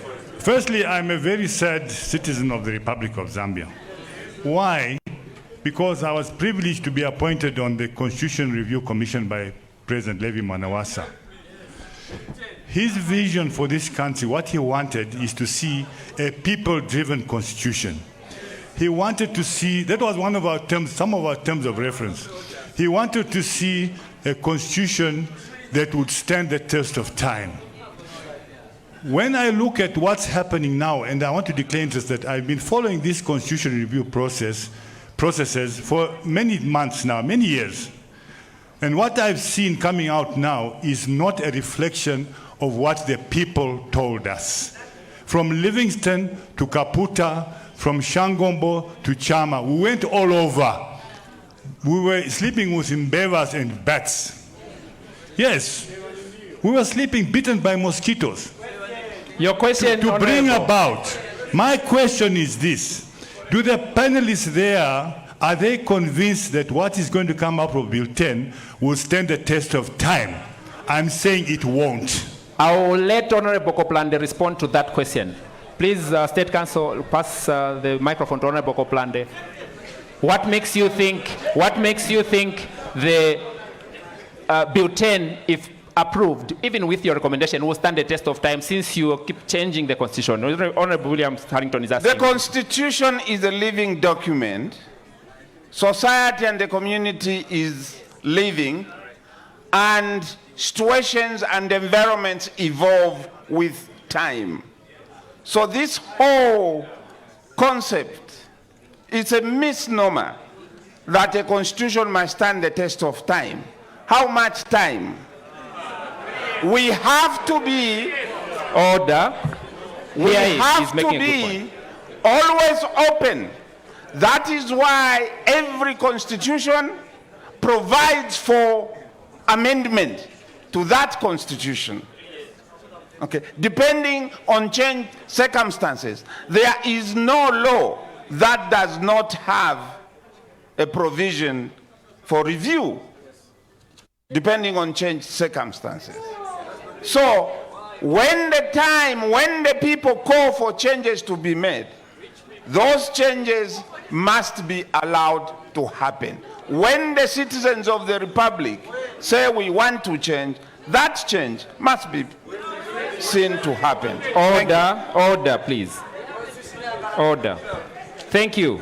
Honorable Jack Mwimbo how sure are you that the opposition in the August House is going to defend Bill 10, knowing that there are a good number of sellout MPs who would like to ransom from a few silver coins? This is from John Tax in Sofa. Very quickly, sir. Thank you, Mr. Moderator. One thing which we have to realize, that all of us as members of parliament, we are supposed to be representatives of the people. We are supposed to follow what the people ask of us to do. I have no doubt in my mind that as UPND and other independent members of parliament and the NDC, we are going to be on the right side of the people and say no to Bill number 10. But I cannot verge on the integrity of individuals. Right. If us, we'll be very disappointed. And the people of Zambia will be disappointed. And posterity will judge those who go against us harshly. Thank you. You can put the microphone. Thank you very much, moderator. My name is Andrew Ntewewe, President of the Young African Leaders Initiative. Order. Now, my submission this evening Order. is that I'm very disappointed. Order. I'm very disappointed because when I came here, I expected that our members of parliament were supposed to come up with a bipartisan position and ensure that the Constitution passes in parliament. And the reason why I am saying so is because UPND, represented by Honorable Jack Mwimbu, does not want deputy ministers. What is also very interesting is that the PF also don't want deputy ministers. UPND does not want a coalition government. PF does not want a coalition government. Order. Mr. Ntewewe, please ask your question or wind up so that we can progress. My simple point, distinguished ladies and gentlemen, is that members of parliament are paid to make laws. And in essence, they are supposed to make the law. And Bill 10 is one of those laws that our members of parliament must be able to make.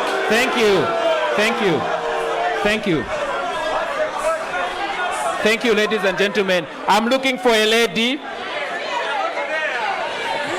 Hang on. There's a lady to start there, please. Youthful lady, please go ahead. No, me, I'm not partisan. Shh. Order. Please go ahead, madam. Okay. Thank you very much. My name is Mumbi Namwawa, and I'm a political activist and a youth policy analyst. Thank you.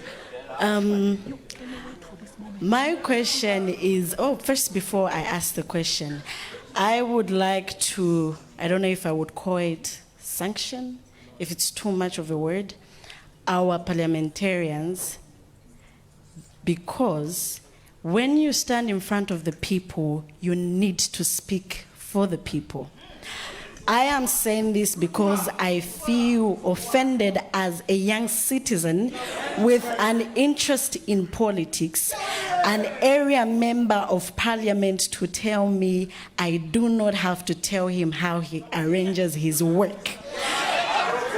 When Ntewewe says the MPs are paid to make laws, it is true, but only laws that are demanded by the people. I am completely offended as a female young person, finding it very difficult to penetrate the political spaces, that not even my own MP has made an effort to bring the issue of Bill 10 in my constituency, Monali constituency itself. Thank you. With those said, I would like to ask this question to all those pushing Bill 10. What is the agenda behind wanting Bill 10 passed so fast when the necessary citizens who actually vote, it's not us the learned, the poor people in the constituencies where you come from have not been consulted. I do note that the Constitution has a procedure in which the laws are made. But if its own Constitution, the own Constitution demands that we should be inclusive, it doesn't mean bring the whole Zambia to the NDF. Thank you. Sorry, let me just finish this point. Just Yes, wind let up. me We wind do up. have so much time. Please. No. You have made a point. Order. Can we have order? Thank you. Order. Yeah. So I understand the procedure of Order. Article 62 and 79 and what they say about who should make the laws. Clearly, I get it. But if the Constitution is going to demand that you should be inclusive, then it bears a responsibility on parliamentarians to make an effort to at least include the people they represent by going to them and at least telling them, hey, people, we are changing your laws, which has not been done, and I have not seen either from the ruling party or the opposition. And young people, women have not been entirely discussed in this conversation. Thank you. Thank you very much. But Ladies tell and me gentlemen, why that is all. you want Bill 10 to pass so fast. Thank you. Really clarify this for me. We have heard you. We have heard you, young lady. You. Order. Wait. You are definitely the first Zambian president in the next few years. First female president of Zambia. I want that question to be answered by Honorable Nguruwe for this reason. There is this question here also on Facebook, which is asking you, can you tell us, Honorable Nguruwe, when and where you held a meeting in Kabwe to ask the people of Kabwe Central that these are the suggestions that you would want to make to the president, brought about by the people of Kabwe Central, not yourself. When and where did you have that conversation with the constituents in Kabwe? Thank you very much, moderator. I have held 17 meetings in total.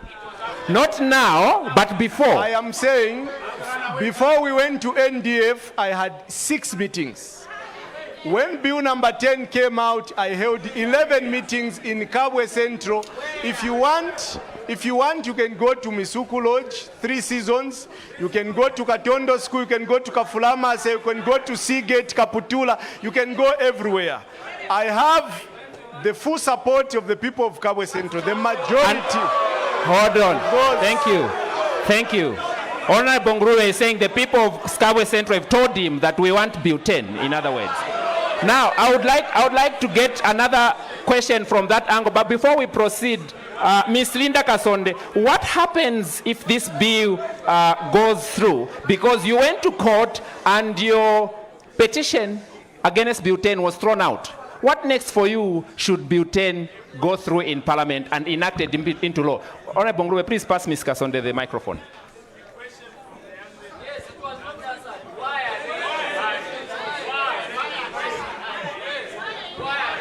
Thank you very much. There was another question from our youth activist. Why are we pushing Bill number 10? Or why are we in a hurry to pass Bill number 10? I will tell you in very few words. After the 2016 constitutional amendment, we went straight into elections, and after those elections, this country almost came to a standstill. Why? Because the constitution was not clear. There were uncertainties, and the uncertainties still remain in the constitution. The Chief Justice, the President of the Court, up to now that issue has not been resolved. There are a lot of other issues that are in Bill number 10 which have nothing to do with elections. the security of tenure of the office of Auditor General. The people of Zambia are demanding that we want an Auditor General who have security of tenure, who can go in any ministry without fear of being fired. So there are a lot of other provisions. If you want to know each and every clause of Bill number 10, we can sleep here, I can tell you, but all I can say is that if Bill number 10 is not amended, mark my words, I'm not a prophet. If Bill number 10 does not amend the Constitution, 2021 we're having another election. We will have a loser who will go to court and he will walk away without a judgment. Why? Because the law is not very clear. There was, wait a minute. Thank you. Order. We wanted a brief answer, Honorable wait a minute. Honorable Mwimbu. We want a very brief answer. Yes, wait a minute. I am still answering the question. Honorable Mwimbu mentioned about Mr. Speaker. In Article 104 of our Constitution, it is saying that where the incumbent president loses power, he must hand over power to the Speaker. In the same Constitution, Article 1 dissolves Parliament 90 days before elections. So when Parliament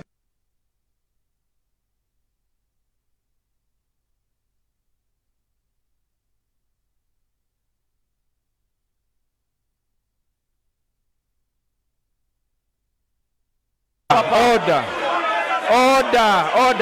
We are having a debate. Get the microphone. Let me finish. Order. Mr. Honorable Ngurube, we are having a debate.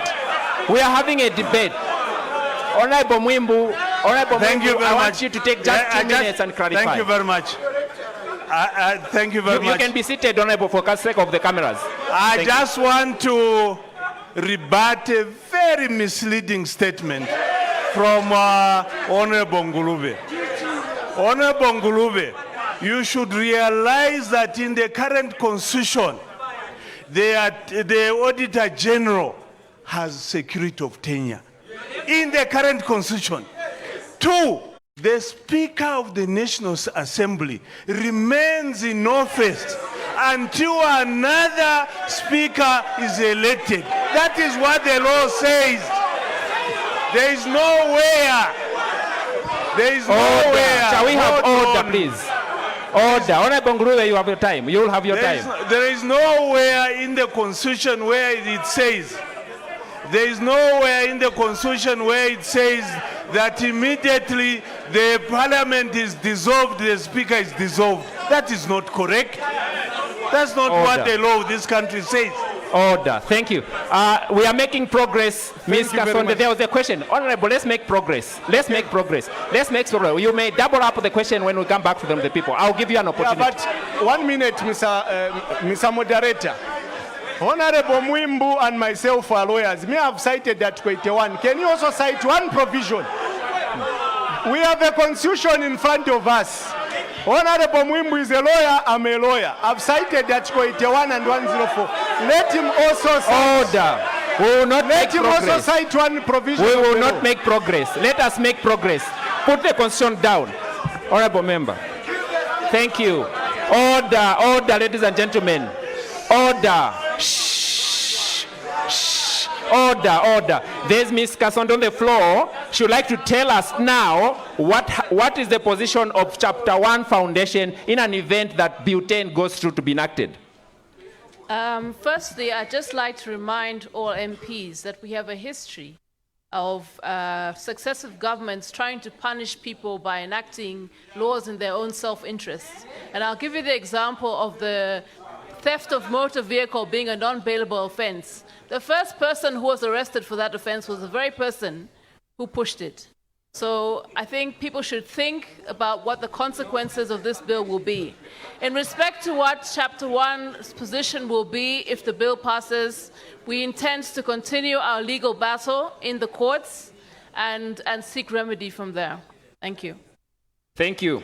Can I take a question from the audience there? Ma'am, please, very quickly. We'll be coming. We have not answered the question from that end. Please proceed, ma'am. My name is Monica Eisenberg. I also have a traditional name. My name is Princess Mumbi of the Visa people. Our kingdoms spread all the way from Chinsali to the Eastern Province, where technically, historically... Please proceed to the question. We do not have time. No, we do have time. We do have time. We do have time. The reason I have come here, there are very few women here because a lot of women are working. They're at home. They're looking after the children. We're stressed. Do you understand? We're stressed as women in this country. You, Mr. Moderator, I think we're trying to have a light moment. You are extremely patronizing to that young lady who spoke earlier. Okay? All I heard was serious fact after fact, and you were incredibly patronizing to her. Okay, so I'm not politically active, but I have a huge concern. It feels like the country has been betrayed, it has been hijacked, and it feels like... Order. It feels like we are being held hostage. The reason I mentioned that I'm a princess of the Visa royal establishment is that traditionally I was brought up that if anybody in Chief Monze's kingdom is starving, that is my problem, and I'm from the East. Right? Tutwa Nguluwe says, you were given an opportunity to participate in this whole process.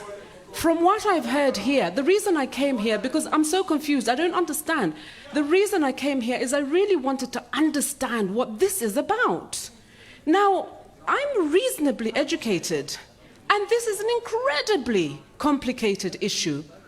Where did you go in the country, and to whom did you pose these questions? Right? Tutwa Nguluwe. I need to... Order. Shall we have order, please? Proceed, ma'am.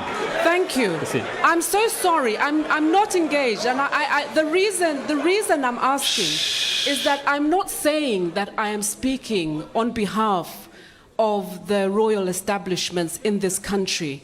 But since they form the majority of the poor and disenfranchised, I need to be clear, because my next stop is to go to my uncles and my elders in the House of Chiefs to say, do you understand what is going on in the other house? So that there is some sort of checks and balances, because we're being held hostage. Okay? Now, my final question is, how? And by the way, before the Christians came here, we had our own religions. We were doing just fine. Number one. Number two, in my part of the world, we were Muslim first before people converted to Christianity. So I was very concerned about what Linda said about, being a Christian nation, being aspirational. What it feels like, again, is that we're moving closer to a theocracy. You have taken advantage of the poor, you have taken advantage of superstition, and you bring this National Day of Prayer.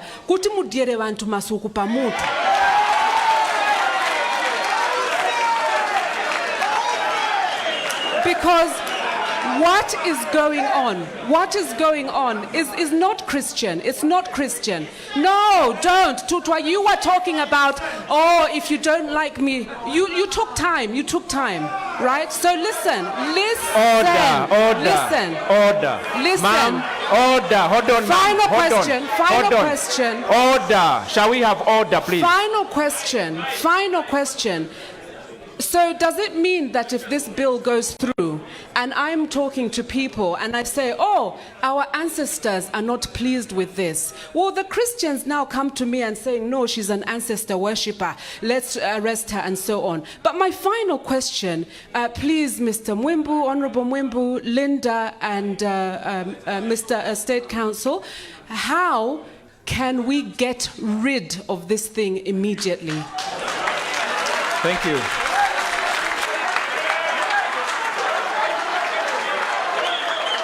Thank you.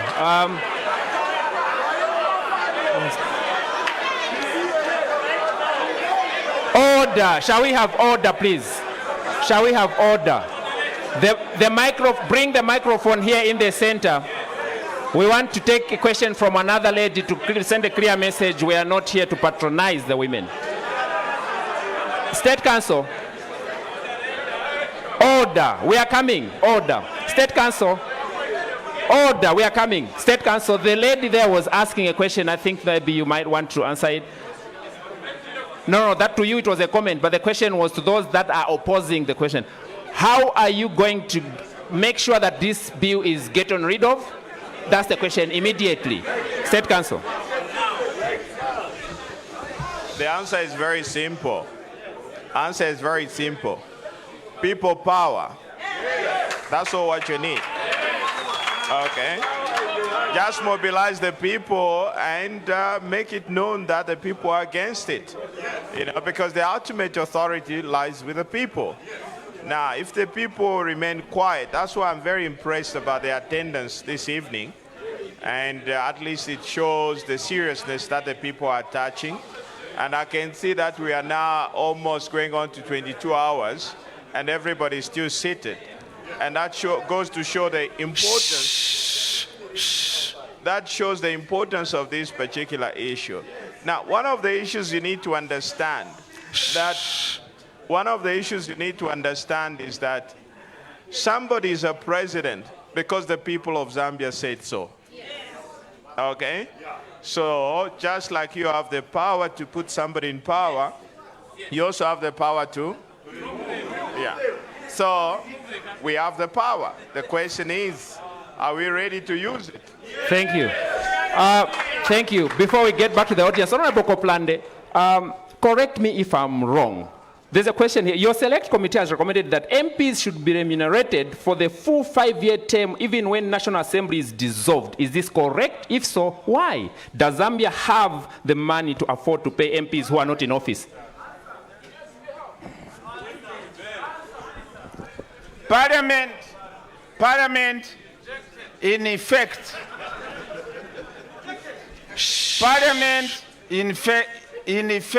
Parliament does not die.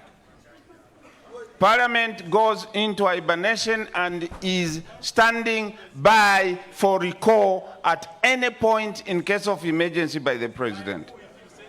That is the position on Parliament. So that in effect, Parliament simply prologues, but can be called back at any time in case of an emergency or in a worse situation. Order. So Parliament runs for a full 5-year term. That is the position. Thank you. Thank you. Very well explained. Ma'am, please proceed.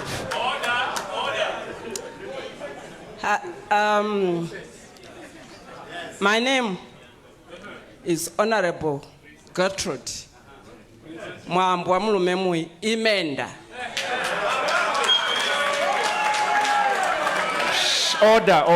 Order. Deputy Secretary General, UPND, and a former member of Parliament for Luena constituency, and a former Public Accounts Chairperson. But I'm a woman, and as a woman, I cook. Now, tell me, let me just say, the reason why we want this Bill 10 to be thrown out completely, not amended, not whatever, no, is this. When I prepare scrambled eggs in the kitchen, I break 8 eggs into a bowl. They are okay. And by mistake, I break 2, even 1, which is rotten. And will that still, that scrambled egg I'll make from there, will it be edible? No. Will it be palatable? No. So, those Honorable Koplande, those changes that you want to make, even if they were to be accepted, we know they won't. Even if they were to be accepted, and you come out with a fresh bill, which only deals with 15 out of the rest of the rotten eggs, still it's not going to be okay. Thank you. Now, my question, sorry, I'm coming to the question now. The idea of changing law is to take into account lacunas. You lawyers, you call them lacunas. Council Sangwa mentioned that when you get something that two people will interpret it differently. Correct. That is what is called lacunas. Now, Honorable, let me ask, Honorable Tutwa Nguluve.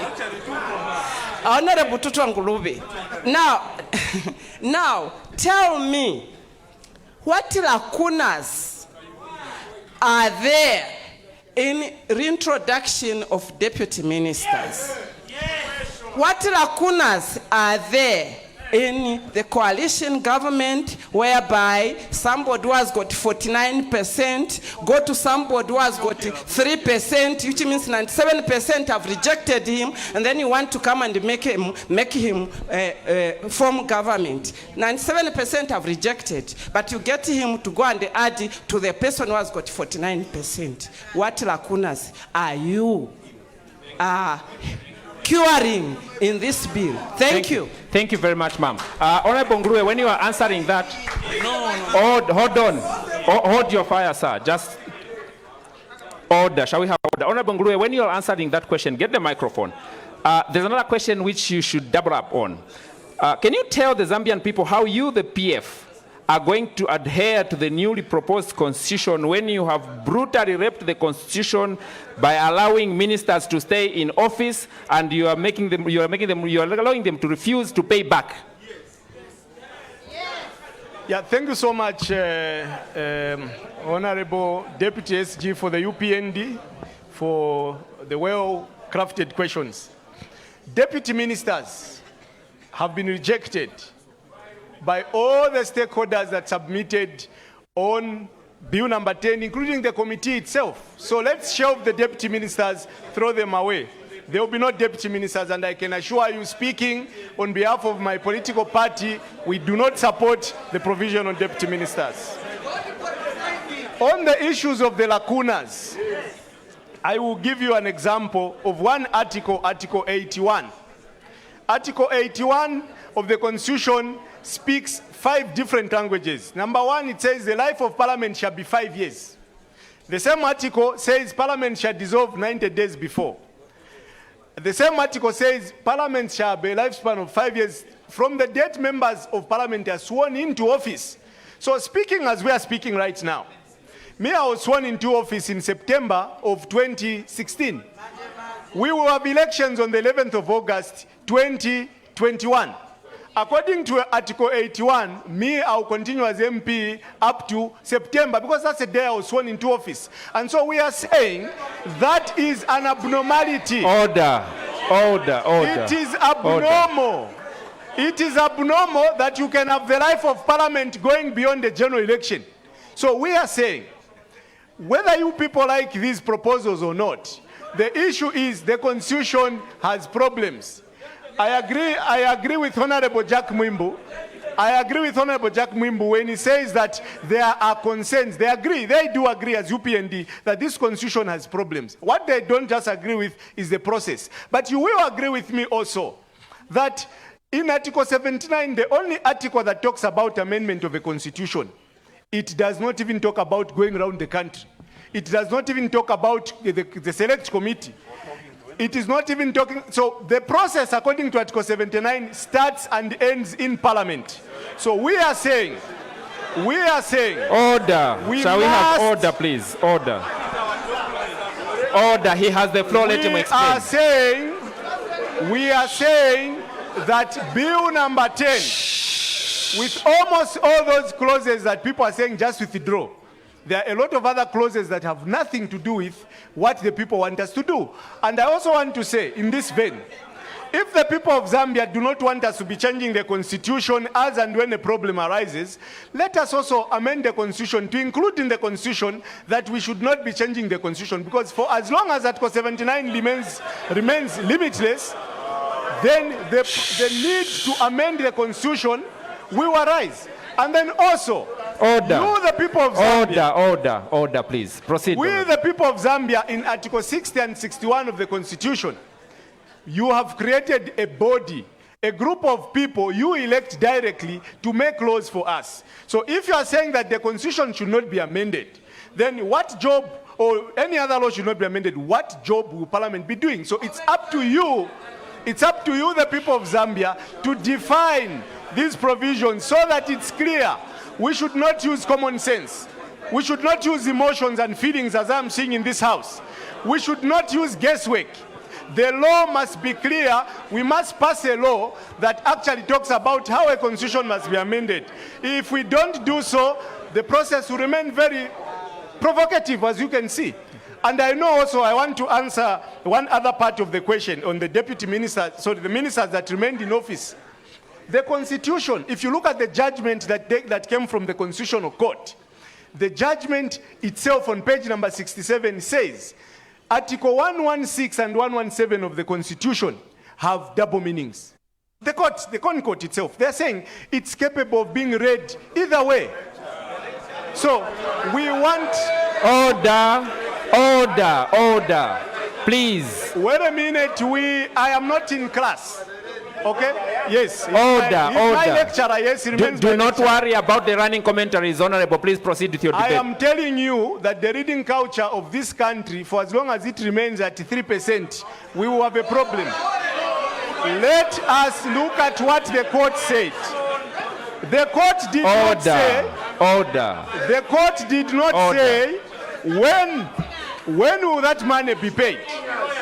The court never said that. And that is why we are saying the ministers who stayed in office in their individual capacities, most of them have said they're ready to pay.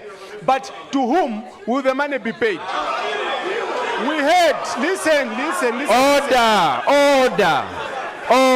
please. Hold on. Your time is coming. You cannot have a discussion like that. Let us not behave like others. No, sit down, sir. It's a question. Order. Shall we have order? Order. I have the floor. Order. Ladies and gentlemen, may I have your attention? You see, this kind of discussion is not going to be progressive. We cannot allow only one side of the debate to be heard. That is not a debate.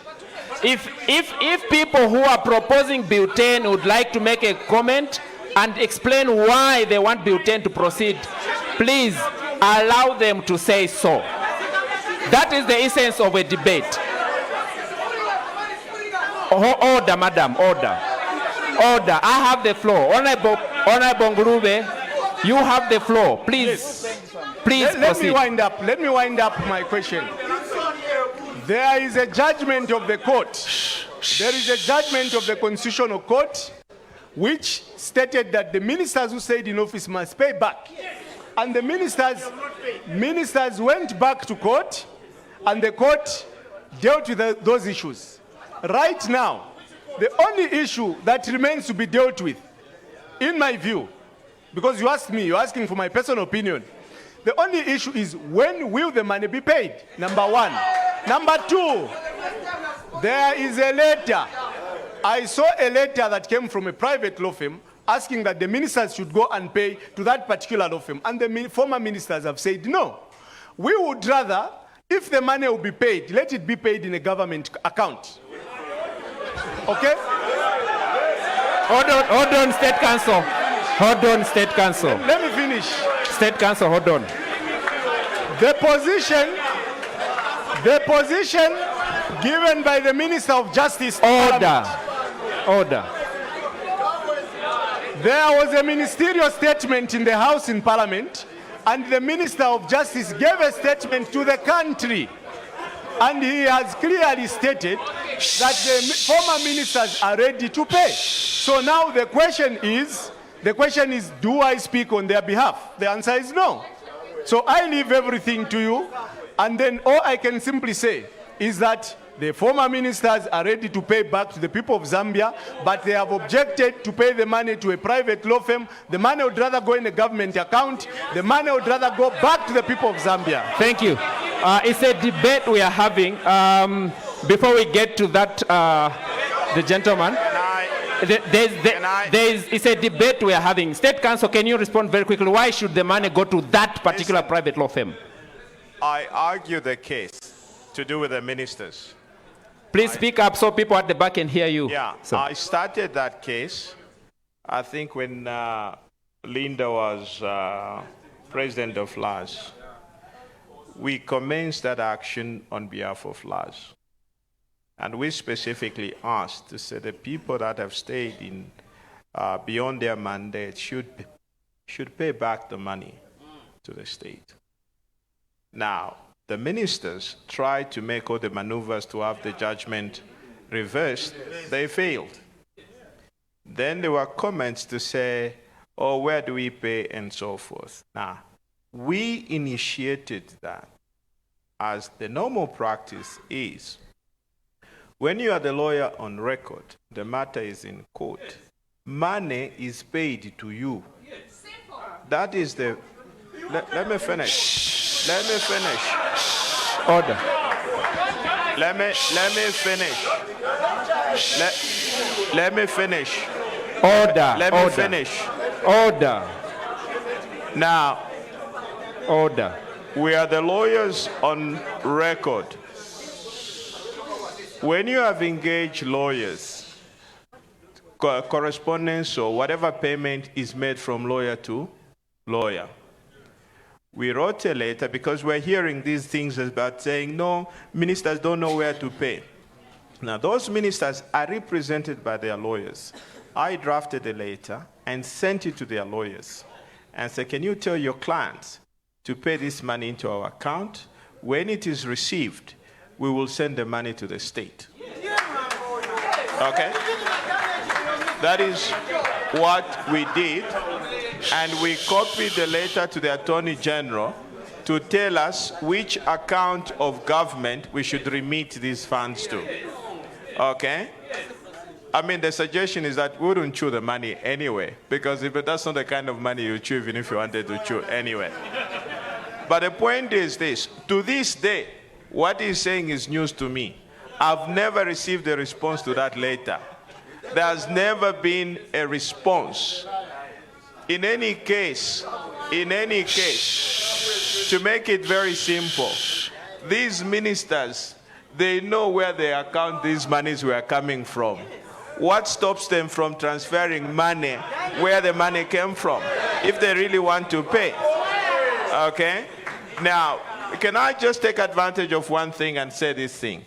You know, there is a bit of confusion. He was talking about Article 79 and so forth. Let me clarify this thing.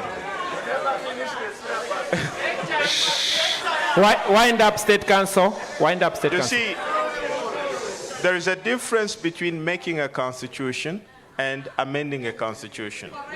Okay? Now, in all this debate, I think we are confusing the two. Okay? Making a constitution is a totally different process altogether. And for that process, you were suggesting that there should be a law to provide for making a constitution. No country works like that. No country in the world. Okay?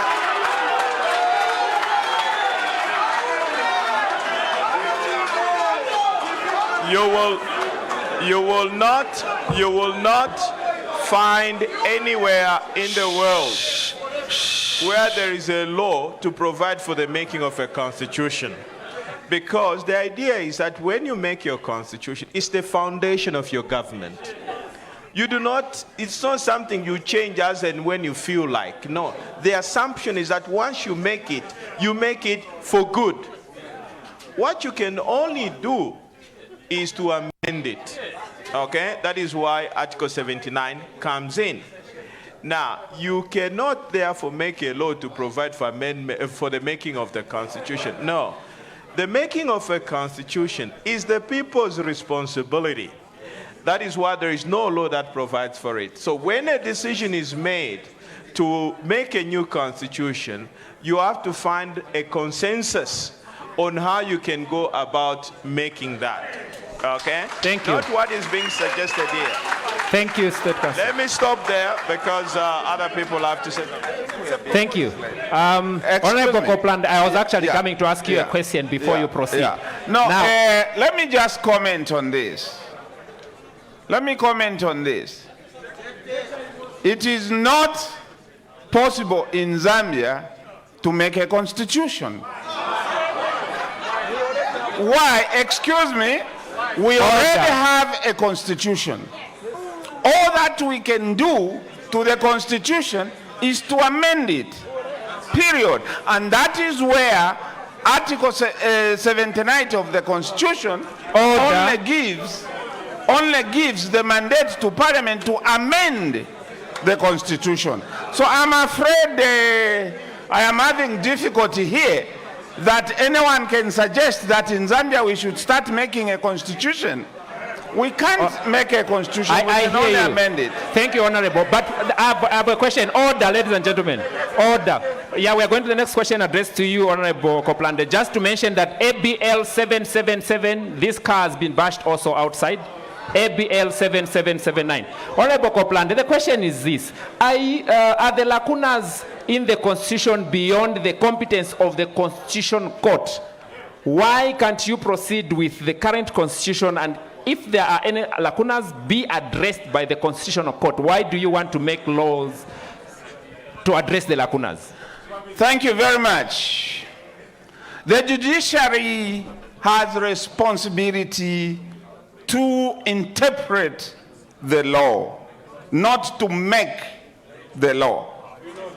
The responsibility to make the law, to amend the law, lies with Parliament, period. So are the lacunas beyond the competence of the Constitutional Court? The Constitutional Court cannot cure the lacunas. The lacunas can only be cured by Parliament that has got the power to amend the Constitution, period. Thank you. That's the... Thank you. Thank you very much. Let's get the question there and then we'll come here in the center. After that place, we come here. Sir, you've been shouting and running commentaries. Please take a seat. We are going to come to you. I understand there are a lot of people who want to talk. We are going to come to you. Please be patient. Otherwise, you are disturbing the flow of the debate. Proceed, sir. Thank you very much. My name is Francis Chipiri. I'm coming from the Zambian Institute of Governance and Civil Liberties Advocacy Platform. My question is directed to Honorable Jack Mwimbu, State Council Sangwa, and Madam Linda Kasonde. I want to find out what was your position after the Constitution Amendment of 2016. After that process was done, there was a buzzword that was used, and it's been used in here, lacunas in the Constitution. I want to find out, because State Council, you elaborated here that you are very comfortable to go in 2021 general election with the 2016 Constitution. I want to find out what has happened to the lacunas that were in the Constitution. And secondly, I want to disclose that I was part of the NDF. I was the delegate at NDF as a... Order. Order. And I never took any allowances at the NDF. I sponsored myself. Please go to your question quickly. So, I just expect civility from the audience. I appreciate that. Honorable Jack Mwimbu, I want to find out, because when I was at the NDF, among other stakeholders that were interested in the debates, we were in 4 groups. So before each article was agreed upon, we debated, sometimes we voted, and sometimes there was common ground. I want to find out what rationale did the UPND use to stay away from the NDF? Because my position is... Order. My view is that the UPND is staying away from the NDF actually disadvantaged the citizens of this republic in that most of the things, because I don't agree with everything that was passed at the NDF, okay? And I feel like if the UPND were in attendance, most of the things that we are saying were rejected wouldn't have actually been in the bill. So I want to find out, Honorable Jack Mwimbu, what rationale did you use to stay away, knowing that you are mandated by the Zambian people in your constituencies to represent them during the registration processes? Thank you very much. Thank you. Honorable Mwimbu, please take that question very quickly. You don't need to stand. Thank you very much. I want to make it very categorically clear that the NDF was not a legislative process. It wasn't. It was a political consultative process of people with like minds, with like interests. Us as UPND and the other stakeholders did not believe that that particular process was transparent. We didn't believe in it. And we have been vindicated that even yourselves, including the PF, who participated in that process, have found that actually what came out of that process was not correct and should not be supported. And that is why even the PF Secretary General went and made submissions that what you did at NDF was not correct. That's why they submitted, because the process was wrong. If you recall, the three church mother bodies and other people of Zambia stated and made their position very clear pertaining to NDF, that that process was not inclusive. And that is why we did not want to be participating in a process that is not inclusive. Thank you. News Diggers, Eden University, Chapter 1 Foundation, OSISA